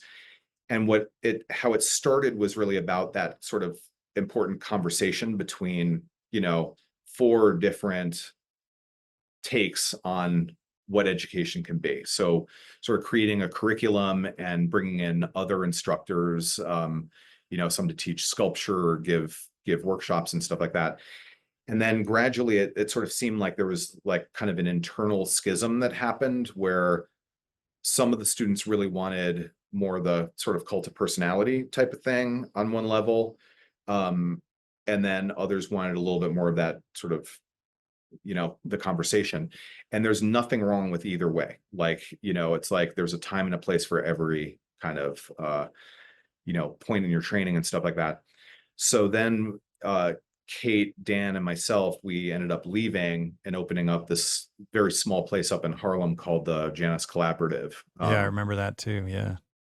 where we had like some of our students from whether the Art Students League, where I was teaching at the time as well, some from the New York Academy, where Dan was teaching at the time, people that just like were blown away by Kate Lehman's work and wanted to study with her, and then some that were from the old iteration of the Grand Central School, Grand Central Atelier. Um, so we ended up like all kind of teaching together there.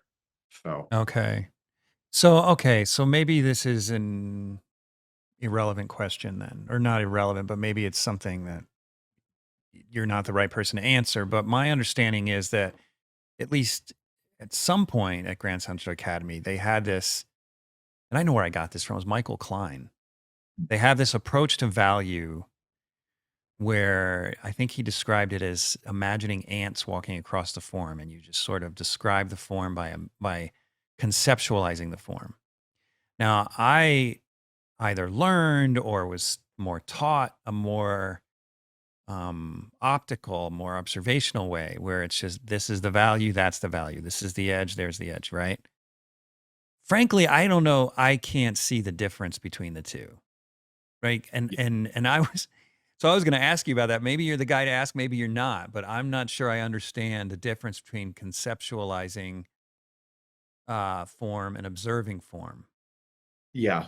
But I the reason I'm interested in this is because you, of all the people I've met, have the most incredible control of form. I mean, you might be the peak of control of form, in my opinion. oh, So well, I'm that's really curious about your approach to this. yeah, it was a little bit more like I think this is even going like prior to like the predecessor of all of this, but like Ted Seth Jacobs, who was um Jacob Collins' teacher for a while, my Hmm. teacher for a while, that kind of thing. Really kind of encouraged a sort of like window shading, if that makes sense, like Oh where yeah. a linear line drawing around something that you work out angles and distances and proportions, stuff like that. And then it's just like, okay, like gotta start somewhere, and then you're just like sort of creeping down the form, right? And Is that what so you do? no, Oh yeah, I find that very awkward. yeah, I it's mean, it's not a bizarre. critique. It's just seems Yeah. strange to me.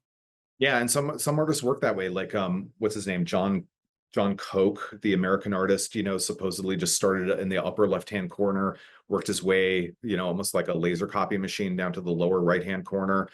And it works for some people, and you see some examples of that. But like for me, and especially with when it came down to teaching, if you're kind of asked, that seemed like a very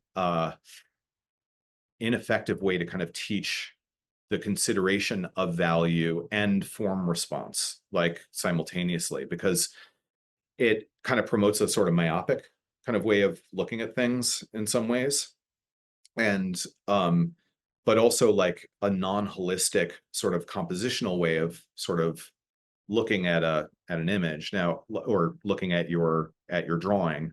If you're just like on the like sort of one little thing sort of creeping across a form as an ant would towards the light direction or away from that light direction, um because there's so many other things that are happening, they're like subtle In the forms that, picture plane, you mean?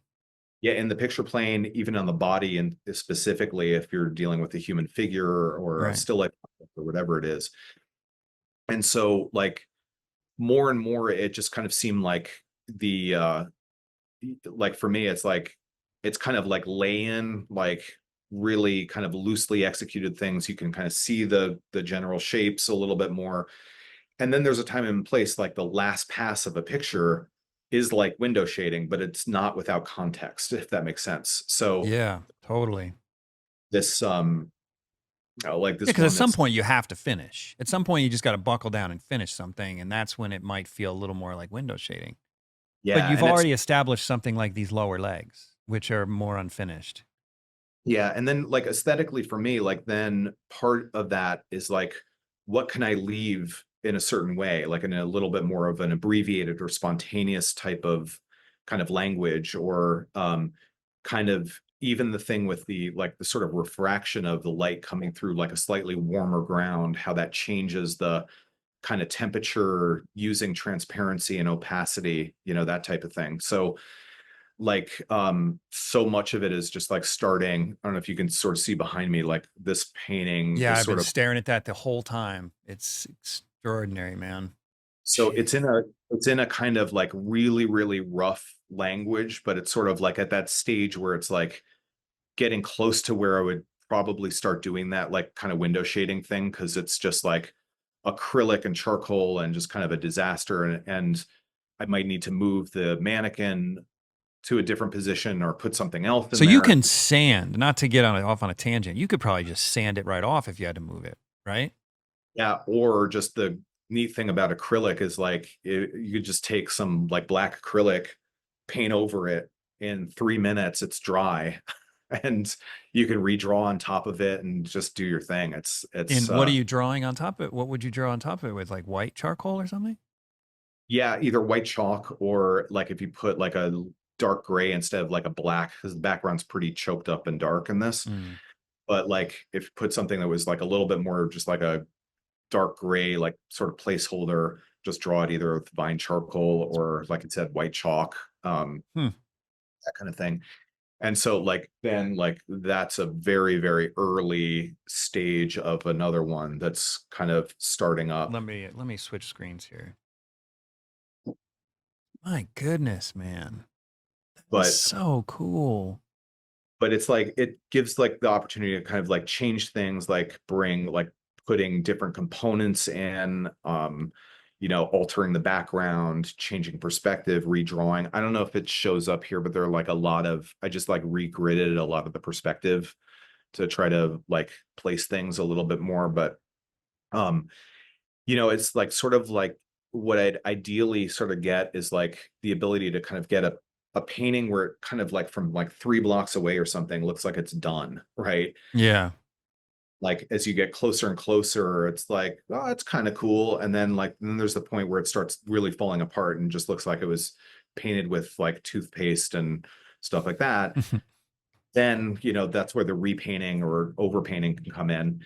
And it might be feasible to then say, well, today I'm just going to like spend the day just painting the ear or something, but it's falling into something that already has a tonal context. And I think back to that kind of the window shading where it didn't work for me was like composition was really on the back burners. It was just like not there. It almost seemed like it was impossible to consider. Also, the big tonal structure um, was kind of impossible to consider without having a kind of a plan, or at least the way my brain sort of operated with it. Well, it's So I was trying. interesting you'd say that because I've often thought, and I could be wrong, but that this window shading is a product of the 20th century or maybe the 19th century because it's completely impractical without photography. Because if you have a photographic reference, well, then you have context. So if you can just match the reference, you're good. But if you're Yeah, doing something complex from life and you just start with the top left corner, it's chaos. yeah. And even like, yeah, and it requires like so much stability of your subject, which is completely unreasonable when you're working from direct observation, that kind of thing. So things are going to be, Right. you said, even a lot of it is like if you're doing I don't know if you had this experience, but like I remember like pulling out like old master drawings, doing copies of them. And I'm like, man, I can draw really well, and then you get in front of a model and it's just like, Yeah, I know. Master copies, they're a right. false sense. They provide a false sense of confidence, don't they? Yeah. And so, yeah, it just seemed like so many things were kind of impossible with that.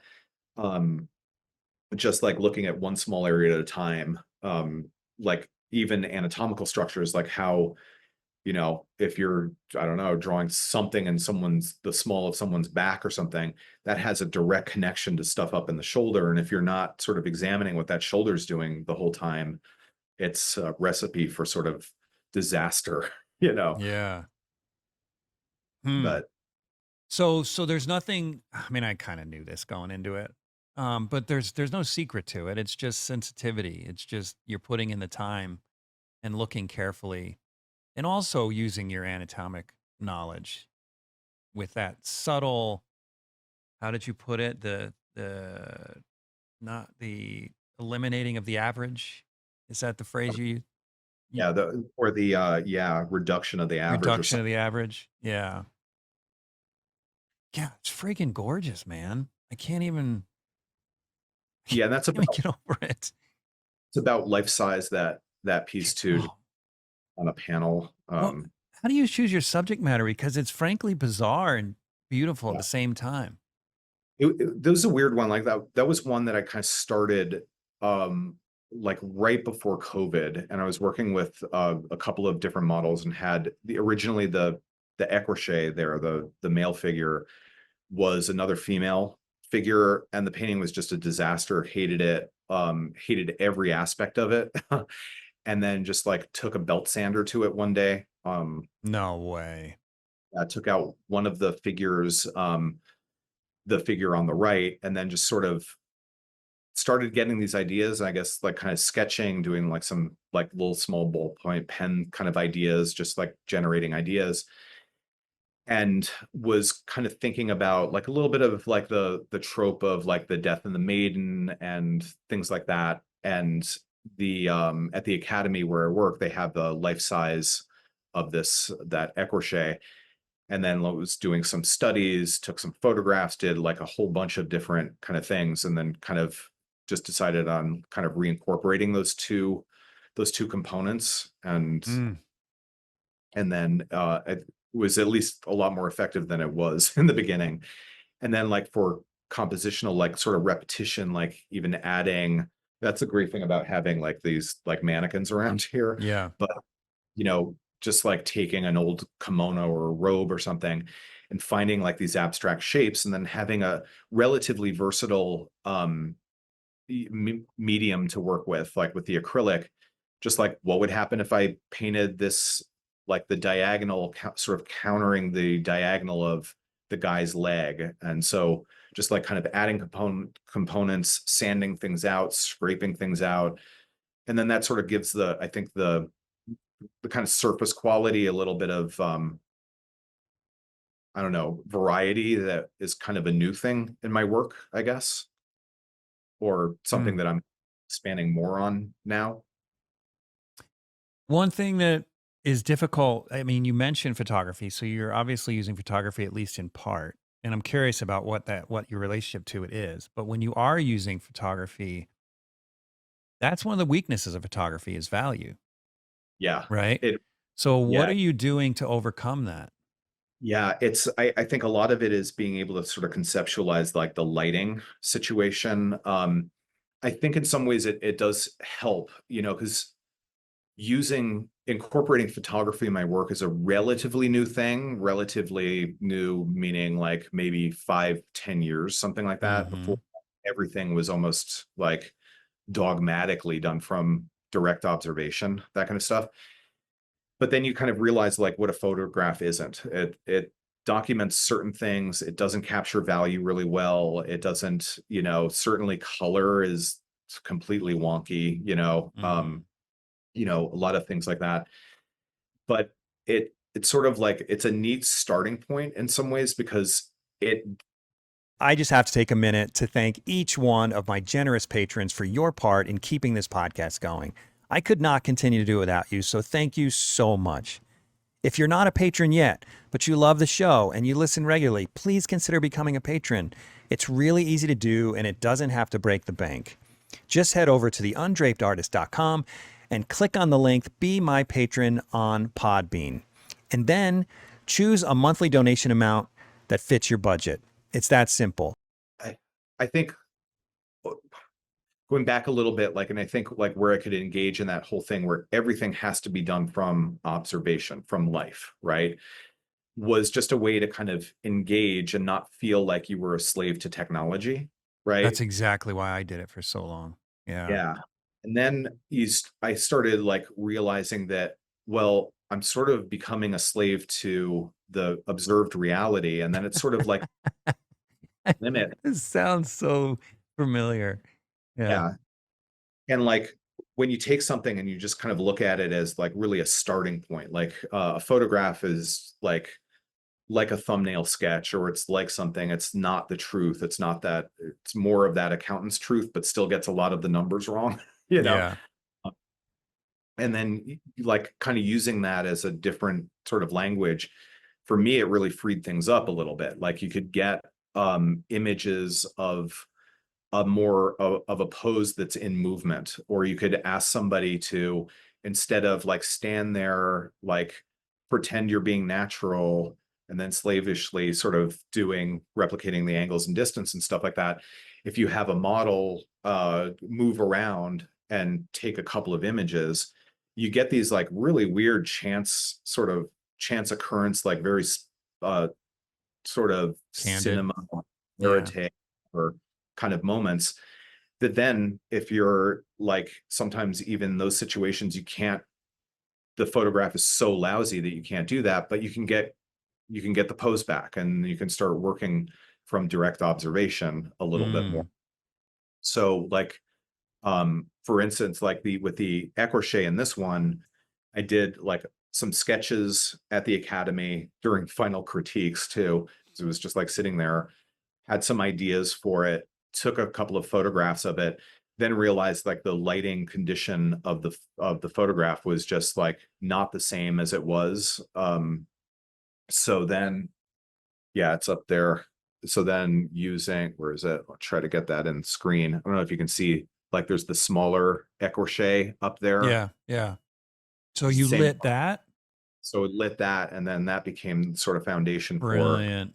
for that piece. Like, so it was like from a still life object, which is like, 36 inches tall, whereas the actual thing is like 60 inches, Yeah.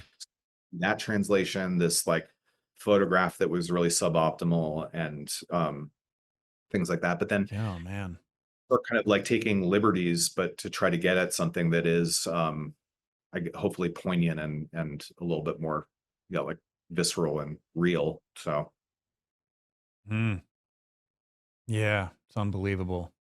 All right, let's see what else you got here. One of the things I've kind of amazed by, like you and oh my gosh, talking about not remembering, the Spanish artist, Antonio Lopez Garcia. I love these interiors that you both do. They're different. So I'm only saying that because you both do interiors that I'm interested in. I can't imagine ever doing an interior. I feel like it would just be so tedious. And but yet when I look at yours, I'm like, it makes me want to do it.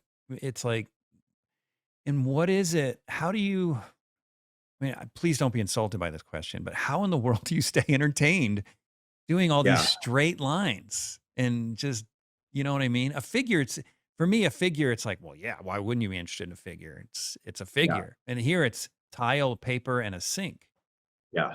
And you turned it into art, for crying out loud. I don't know how you did that. Well, yeah, a lot of, and I'm glad you brought up like Antonio Lopez Garcia, because I think like he and like the other like contemporary Spanish realists like Maria Dude, they're Moreno, doing such great work in Spain.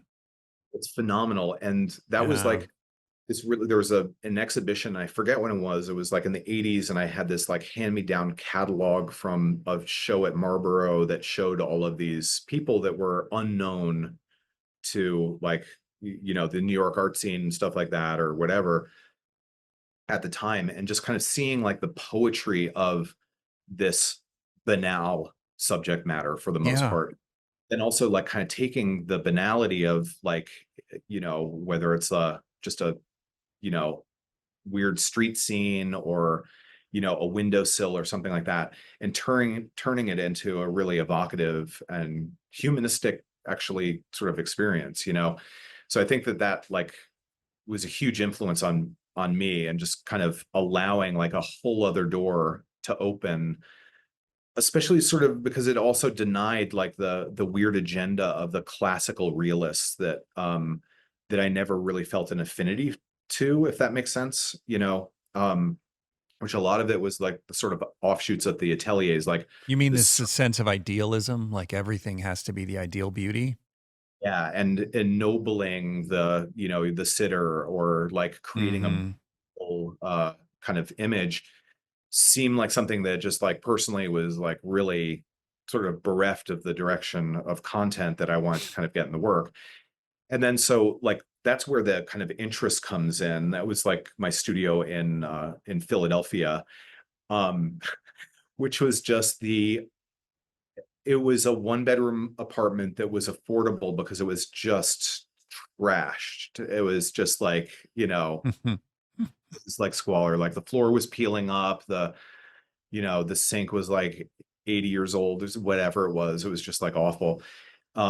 But then like seeing this thing every single day when you're in the studio, and just kind of like remarking, like, what is it about this one thing that I keep sort of like pausing at to look at, sketching it out, like you sketch it like with a little tonal thumbnail or something, that, and you start kind of realizing, wow, there's a world in here. And then you do a little bit of work on it and you realize that there's so much more. And I mean, back to the straight lines of the tile, it just seemed like the kind of maintaining the almost the integrity of its own banality was like this kind of thing that needed to be kind of documented and captured and sort of turned into something.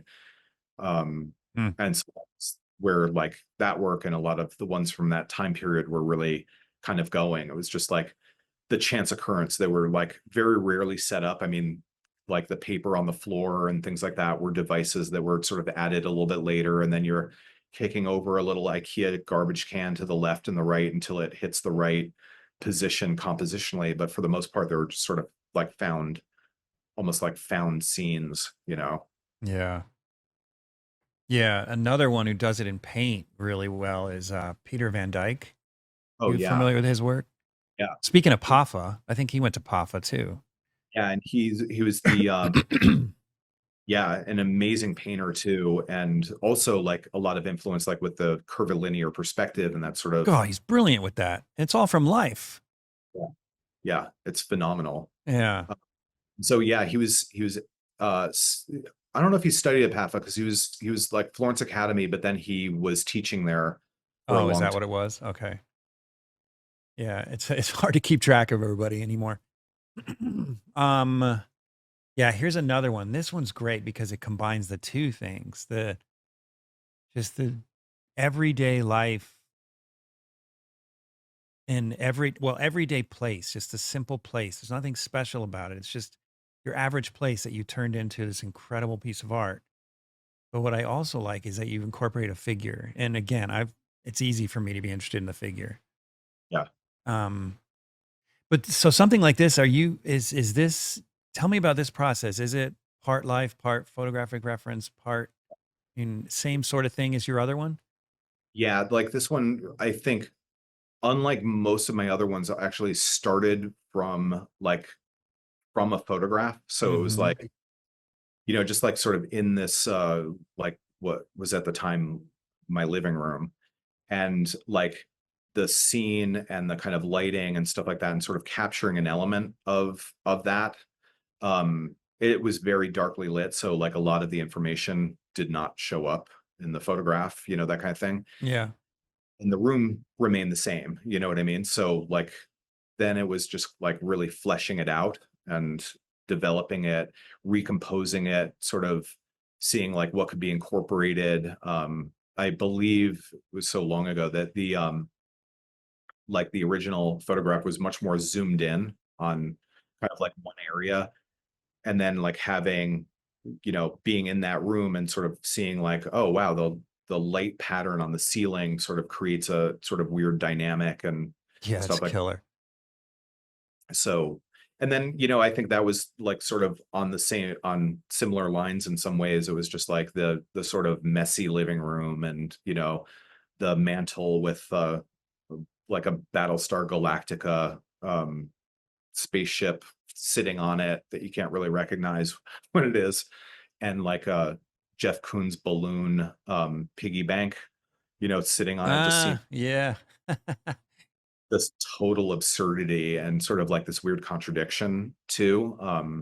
So Huh. it was kind of like, and I think like everything that I try to do, however descriptive it is, it's also to kind of really remain like questioning of what the narrative is, so it's not really a direct story like, oh, this is about this, or this figure is doing that, or what's happening there, is an attempt to not be totally clear with it, but sort of like anticipatory, like what would happen in the past or the future of that image, I guess.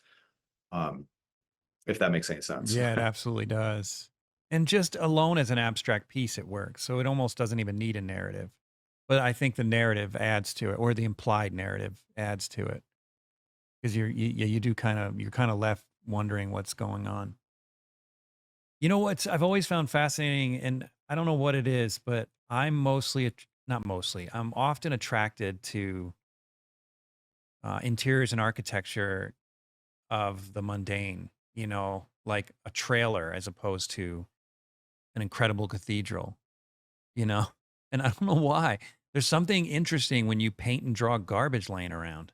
Yeah.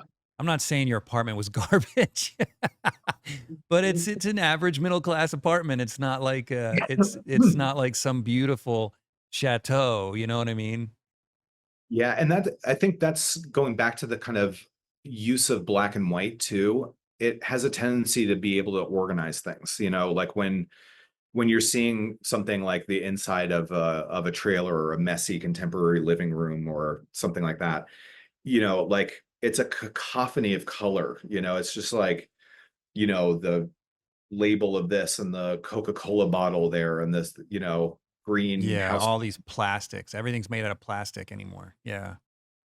And then like kind of going into that black and white sort of world where it does end up becoming organized in a certain way and really like Mhm. a expression of something. Um, yeah. Mm.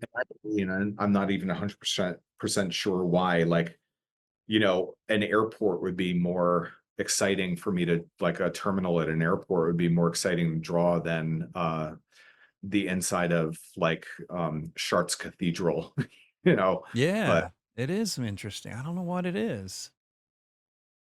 I don't know. It's strange. I think a lot of it is just like we don't, we sort of inhabit this world that we don't really look at too thoroughly, and then like I think art and painting in general sort of gives us a chance to kind of look at something a little bit more on the long-term read that rather than the fast, photographic reality or when we're passing through a terminal at the airport when you're sort of existing within it. Um, it makes you kind of stop and wonder and sort of look at the beauty of the form of a cardboard packing box or something like that. Yeah, maybe that is what it is. So This one makes me wanna see your stuff in person so bad because I can see all the history and build up and push and pull, unless I'm just imagining things or I'm seeing something I'm not seeing. But it looks like a lot of textures and different mediums all mixed together on here. Am I seeing that correctly? yeah, if you, that's actually on view now at Lime Academy of Art, and they have a student faculty exhibition. So that's over there now. If you want God. to stay Yeah, if I close, could get to Connecticut. Yeah. It's a little bit of a commute. right? That's gorgeous, man. And Yeah, then the that was values are so subtle. They're so subtle. Like, it's look at that. a lot of it. Yeah, like even like kind of pushing the head more in shadow than it was, things like that. The matte surface, I think, also helps that subtlety a little bit. Like it sort of unifies, when it's almost like it's not the same range as like a graphite drawing, but like, or a charcoal drawing, but when there's a kind of matte quality to it, it really starts in some ways, like even if you have a lot of variety in the darks, it sort of unifies or compresses the darks a little bit more, it Mm, seems yeah. but then also kind of enhances the kind of light variations. So yeah, you're right. With that one, there's a lot of different materials, like on the surface of it, even are like layers of chalk, that were like stabilized with some like wax medium and things like that. Oh, So man. It must be just raw and gritty looking. yeah, it's kind of a mess, but But that's what makes them interesting, I think. Huh. So, are you mm, intentionally avoiding pure black? Or is that the reproduction of it? Or it's just for this particular painting? I mean, because you seem to be writing somewhere between 10% gray and 80% gray, which at least in the photo of the I don't know what you call this painting, drawing, mixed media piece is really appealing in that nice little area. It keeps it like looking soft. yeah, it does. It's probably about like maybe 90% to black is probably like Okay. the darkest value in there. So there's like a little bit of compression. You wouldn't notice it as anything other than like a pitch black unless you put like drew on top of it with like a black magic marker or something like that. Okay. But the matte, um, the sort of matte surface sheen, I think is Yeah. the thing. That's what makes it look like it's lighter. Yeah. Yeah. Yeah. Gotcha. It does go up to like, yeah, probably not pure white or anything like that, but it gets like fairly close to it. Mm. So that must be like an artifact of the reproduction or something. But Yeah. Gotcha. Okay. Let's see what else you got here. Mm. Man, gosh, dude. Amazing. Now this one's small, isn't it? yeah, that was like so one of the kind of bodies of work that I'm sort of still working on is this thing, the Decameron, which is the other section in the website. And so like a lot of like my recent drawings, like sort of as a departure from these large scale, things, is a little bit more like just like relatively rapid sort of mixed media drawings with some painted elements in them, just on Bristol, like on smooth Bristol paper. This one was, I don't remember the dimensions, but it's like, probably 9 by 12 or 9 by 14 or something like that. It's relatively small. So those are like much more kind of rapid things. Mm-hmm. So it was like kind of using a lot of the same material like in the Decameron, but just as a separate little piece there of a Halloween parade. So Yeah, that's really cool. Okay, so this one displays something that I've been curious about in all of your work. I see subtle temperature differences. yeah, Like you've got this kind of bluish charcoal down here, and I mean, the various mediums, I don't know what they all are, but warmer charcoal up here and so on and so forth. But I don't see that in a lot of your other works, like the one we just looked at. It's mixed media, but the temperature is very consistent. that might also be like some of the aspects of the photograph, Oh, of so the in person, you're going to see subtle shifts? yeah, a little bit more with the drawings, like the one you were just showing, I think has a lot more sort of temperature shifts. Like that's one of the things with the kind of idiosyncrasies of like when you're working on like with primarily a transparent medium, it seems to kind of get like much more of that kind of warmth to it. Yeah. But then when you incorporate something a little bit more opaque, like a like white gouache or white acrylic or something, it starts like counter mixing into a cool language. Yeah, I know, and that's why I wondered how you manage that. This one I can see a little bit of a difference in temperature here and there. That one actually has, yeah, quite a bit of difference. It was like a slightly like off-white paper. Mhm. And the with I think it was like exclusively graphite. Maybe there was a little bit of vine charcoal in there to just kind of like kickstart some of the values. But then the addition of like some white chalk, some like yellowish white hard pastel for sort of slightly warmer temperature shifts, and then like white gouache, white acrylic gouache that sort of would make like really cool things. And then if you make it transparent, it almost turns into like a blue gray by comparison to like the Yeah. warm sort of base values. So So are you exploiting the temperature differences of various mediums, or are you just letting it happen naturally? I mean, how do you manage it? it's like kind of starts with letting it happen naturally, being frustrated because suddenly you have like a blue spot in the middle of something that's predominantly warm, you know? Yeah, that's what I would imagine. But then like sort of like just kind of letting the sort of the painting or the drawing sort of dictate itself, like what its needs are. Like, oh, interesting. Like, what if I repeated that effect like in the upper left or the upper right? Oh, so you respond to it. You let it sort of be, and then you respond to it. Yeah. And like, in some places it's more, kind of logical, other places it's more, I guess, intuitive, but like, oh yeah, this highlight worked really well for, because I put in like diluted white gouache on this here, it cooled it down, but these other objects have highlights on them that aren't represented that way. They're represented by the substrate or like what's removed from the drawing.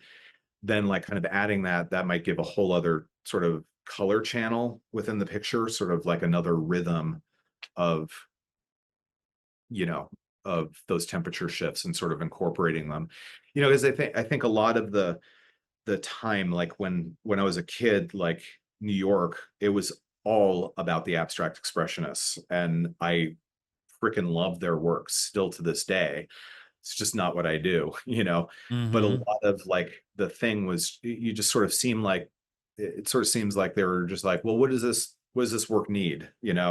I need a conversation to start happening up here at the upper side of the canvas, and so it seemed like a lot of their decisions were a direct response to what was kind of occurring in the painting. So almost letting the painting or the drawing in this case sort of contribute to that thing. Yeah, So that's what you just hit it on the head. What I was thinking as you were talking. I mean, I hadn't quite verbalized it in my head, but I'm sitting here getting anxiety because I'm like, oh gosh, there's too much lack of control. Like you really, well, you have control. You're managing control, but it's almost like in my work, I'm trying to tame my horses so that when I ride them, they're easy to ride. And it's like you're actually choosing to go after the unbroken horse because you enjoy you enjoy that feeling of chaos and crazy while you're on the horseback, you know? And yeah, and that's just wild to me. but it does also it's coming from a place of like really weird sort of like control in some ways, Well, yeah, but then because you're still riding it. You're not getting bucked off. I'm not to beat that freaking metaphor to death, but you're pulling it off, but it seems like you're in that's your happy place in this level of chaos.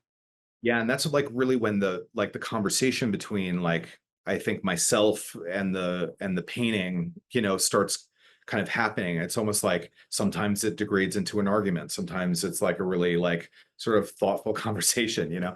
And that sounds like a weird metaphor too, but it's sort of like this, it does activate that experience, and sort of that is like my happy place. It's like I love when there is that like sort of chaotic element or and there those stories of like Wyeth where he would just like take a painting and like take a pot of his tempera paint and just like splatter it across it just to see what would happen. And then how do you respond to that new addition, or if it like John Cage and putting like erasers and pieces of metal in a concert piano and seeing like how that deforms the urge for structure or predictability. Like it's kind of Yeah. I want more of that in my work. I admire that, seriously. And it's you say that you love abstract expressionism, and I can see that in your work because only someone who loves abstract expressionism could really have the temperament to work the way that you do. I would think. And but it serves your work because it gives it that much more depth and interest, in my opinion. oh cool. Thanks. Yeah. Man, it's awesome. All right, I want to pull up just maybe one or two more figures here. I won't keep you all day. Oh, here's another one. God, they're all so good. Could be here all day. Um, Look at that. It's insane. Just I can see the paint. You got some paint on her shoulders, on her hips.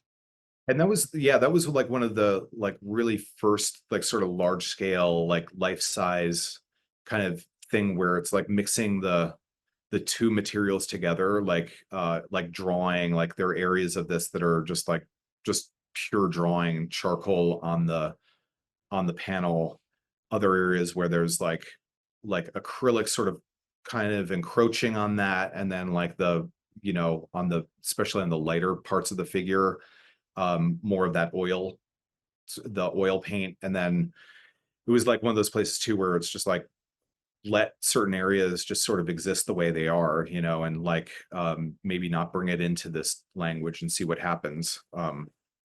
Like Mm. what like sort of slightly different conflicting dialects being spoken in the same room. It's you Dude, know you seriously are a master of design. I'm looking at this thing. First of all, did you change her proportions at all to serve the composition? Because this wedge shape here, the way it's a smaller version of this wedge shape is almost too I, perfect to be a coincidence.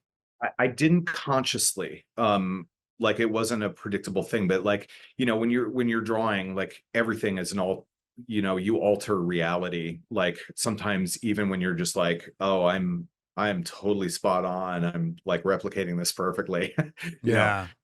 I realize like, no, there's a deviation there, but like the deviation sort of might work.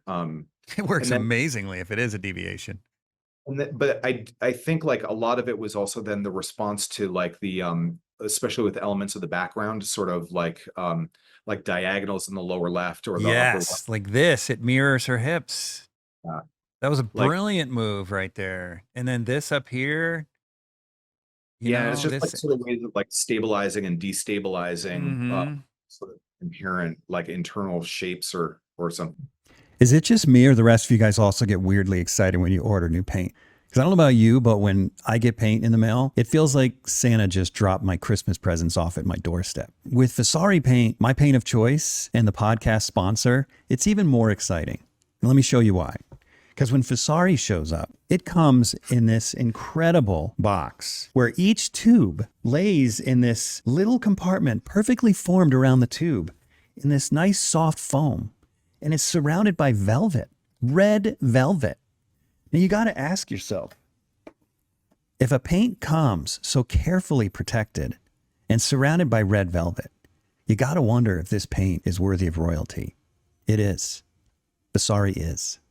So if you haven't tried Vasari, you're seriously missing out. And the thing about Vasari, it's not only the best paint out there, it's also made by an incredible company that's been around for 30 years and knows its customer by name. Do yourself a favor, go to VasariColors.com and order yourself some for your next painting. Thing. Man. All right, let's see. And we'll look at this one last here. God, freaking A, man. Okay, sorry, man. I'm such a butt kisser. Oh, that's the response. You always like, you know, I can't help it. It's a weakness of mine. I should have more self-respect. Oh my gosh, this is insane. Again, that messy kind of room. It's just so interesting. yeah, that was like a really, really fun like process too, because it was like that was really just like a car crash of like 100 different ways of working, 100 different approaches to things, all sort of being thrown together in the same like little environment. Like so the environment up there was essentially the attic, like those like drop stairs that come down from an attic, kind of go up. There's no space to kind of work Yeah. in, and like took some photographs of the space, always like kind of looked at them as a potential for a drawing. Then like sort of had that happening like earlier in the week or a week or so before, working with a model at the academy and doing some sketches and things like that. Then kind of thinking like, well, it would be really cool to kind of put a background in this, or like put the figure into an environment that would be impossible, because I didn't want it to be ever like just like this is the background, this is the figure, and sort of have the sort of environment sort of being a backdrop, rather Yeah. have sort of like an engaged sort of space. So it's kind of an impossible space. But then like going back up to the attic, changing like the perspective, putting a little like spotlight in there, trying to get it like sort of like it could look feasible. Then going back to the studio with the model, working from life, taking more photographs because the pose would get too stiff or something like that, or it looked too posed, Mm-hmm. Mm-hmm. with the gesture. That lean was like really, really difficult to maintain, like the kind of Oh, thing that's yeah. Even want to kind holding of, her elbow out like that would be yeah. difficult to maintain. And then so like then doing more photographs, and then even like the residual of one point the hand was really, really articulated, but then in one of the photographs there was a motion blur, and it was like, maybe I'll like keep some of that. And then it was like months and months of kind of working on the immediate sort of foreground, like putting clothing articles on the sort of platform, lighting it a certain way, throwing what do you call it, like a kimono just up and sort of looking at it, so it was sort of creating that thing on the right hand side. Putting a like an oscillating fan, that's that object in the upper sort of center right, was like aspects of a oscillating fan, like a seal, This like up a here? That's a fan? Oh, yeah, I see it now. And so like kind of using them just as abstract shapes and stuff like that. And like so much of the process was like, put this in there. No, that doesn't work. Let me remove it. Let me put something else in there. Let me hang some like cloth from a string, see what happens. And it was really just like this nerdy kind of fun exercise that when I was sort of done with it, I couldn't look at the painting for like months, just had it like leaning up against a wall and then just like kind of went from there. So, Wow. but Yeah. When you said kind of nerding out with hanging string or fabric on a rope and all this other stuff, it reminds me of how whenever I'm setting up for some of my biblical work, how I never imagined myself spending so much time organizing the little wrinkles in fabric as part of my career. yeah.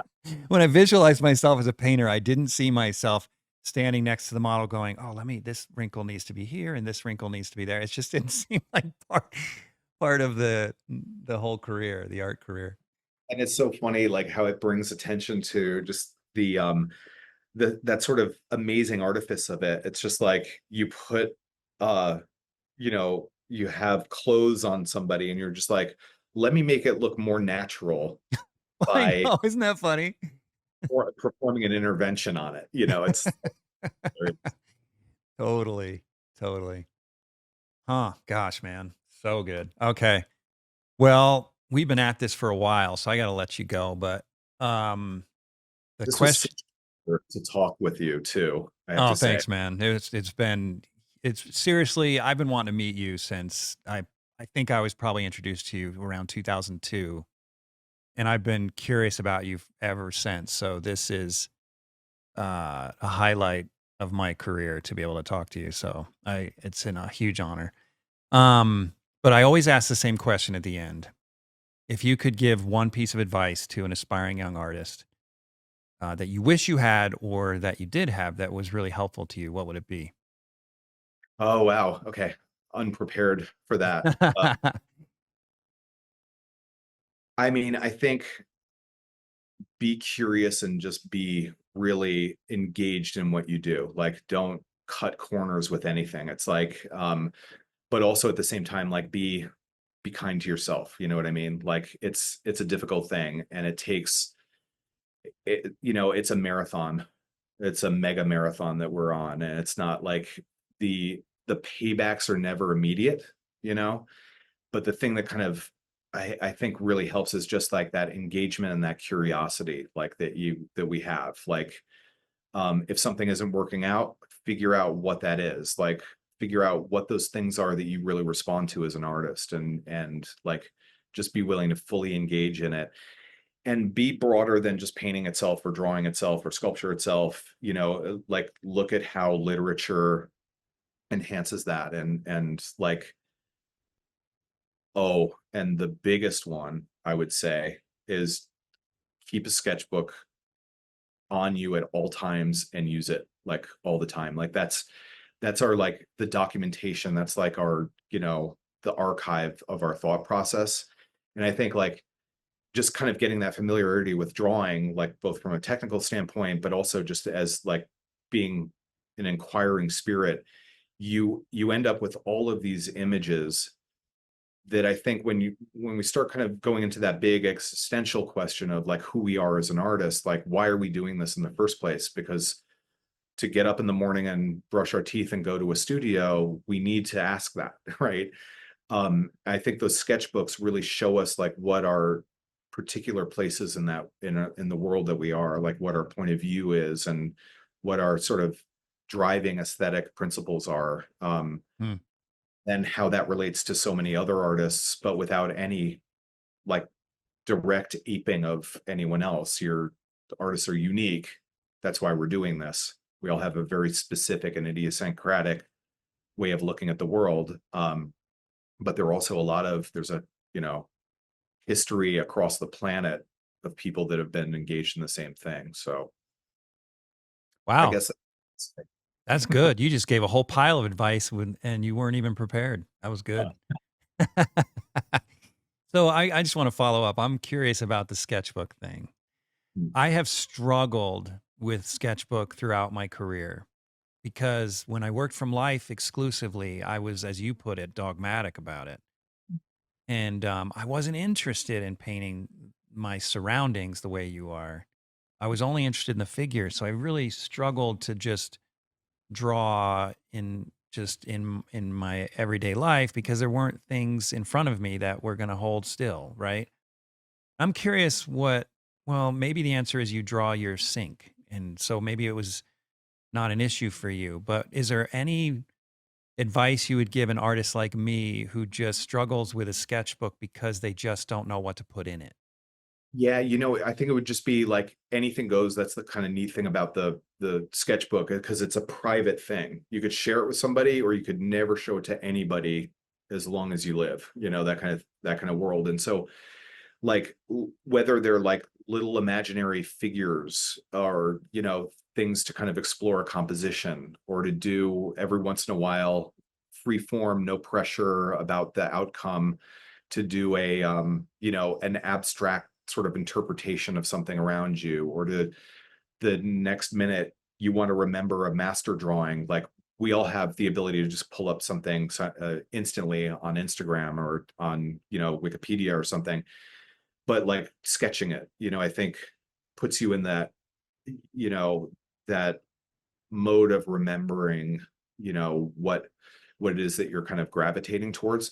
I think, like, one artist in particular, are you familiar with Adolf von Menzel, the German Mm-mm. artist? It's kind of obscure because he was like an official court painter, for Frederick the something in Prussia, back in the 19th century. When the Berlin Wall was put up, like, there was no way that we could ever see his work, before it came down again. But he died with like hundreds of sketchbooks, and it's like, you look at his Mm. sketchbooks, it's just like every single page, it could be like the start of a portrait that he was frustrated with and crossed out. Next one, it's like his dinner plate after he ate his a plate of oysters, or his left foot he does a drawing of. Even like very imaginative, like sort of motifs and sort of compositional ideas. So it sort of like runs the gamut. And I don't think they were ever meant to be seen, as formal pieces, but just like that was one way, from very much from observation, right? Kind of like pulling at the viability of like any subject matter. But then you take other artists where it's just all imaginative. It's all just these world building and creations of universes and stuff like that. And I think that's where the sketchbook is, just like on an unconscious level. It's like a place where there's no pressure. This is our like little private little space there. And it's a place to kind of work out some ideas, um, and kind of see what kind of works and how it translates in the most basic level to a two-dimensional surface, right? So So you got to leave your ego aside then, because even though the rest of the world isn't seeing it, you still have to see it, right? So you probably got to get in a mindset where you don't put too much or you're not too hard on yourself as you flip through the pages. yeah. And it's funny because, like, I think as artists, we're always going to be our most hardcore critics and things like that. So you never really shut that off. You're not just kind of going into it's like, oh yeah, whatever I do is fine, 'cause it's taking the pressure off. But it's like a kind of different pressure. It's just about like, it's sort of like short circuiting or bypassing that part of the brain for the meanwhile, Mm.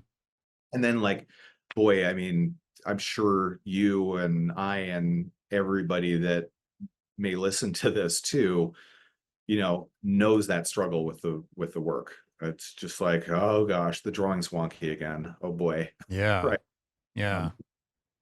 Um, and but then also, like, where does that sort of free form, like, that more, what are those instincts that we should listen to, and letting a place for that to be in there within that very controlled sort of realm that we're engaged in. Yeah. That's good advice. That's inspiring. Yeah, I've been trying to keep a sketchbook for years now and I'm doing a lot better. But I'll tell you what, for the first probably 15 years of my career, I never carried a sketchbook. And now I see the value in it. But I still struggle with that. Like, oh, I messed up a drawing. Oh, it's so ugly now. You know, Like a lot of that, it sort of helped like when you like some part of it is like taking the pressure off. It's like even like, hey, it's not a drawing. It's a tonal thumbnail sketch. there you know? go. I just got to redefine it. Yeah. I just got to redefine it. That's good. It's like, yeah, that wasn't the objective. So, All right, man. Well, hey, thanks again. Like I said, huge such a honor. pleasure to talk with you. And yeah, this I has been great. appreciate it. All right. Yeah. We'll see you again soon, hopefully. Thanks for tuning in to the Undraped Artist Podcast. If you enjoyed it, subscribe. And if you could, leave a comment or review. That really helps the channel. Please share the show with your friends, and if you're feeling generous, consider a monthly donation at theundrapedartist.com. Thanks again for watching. We'll see you next week.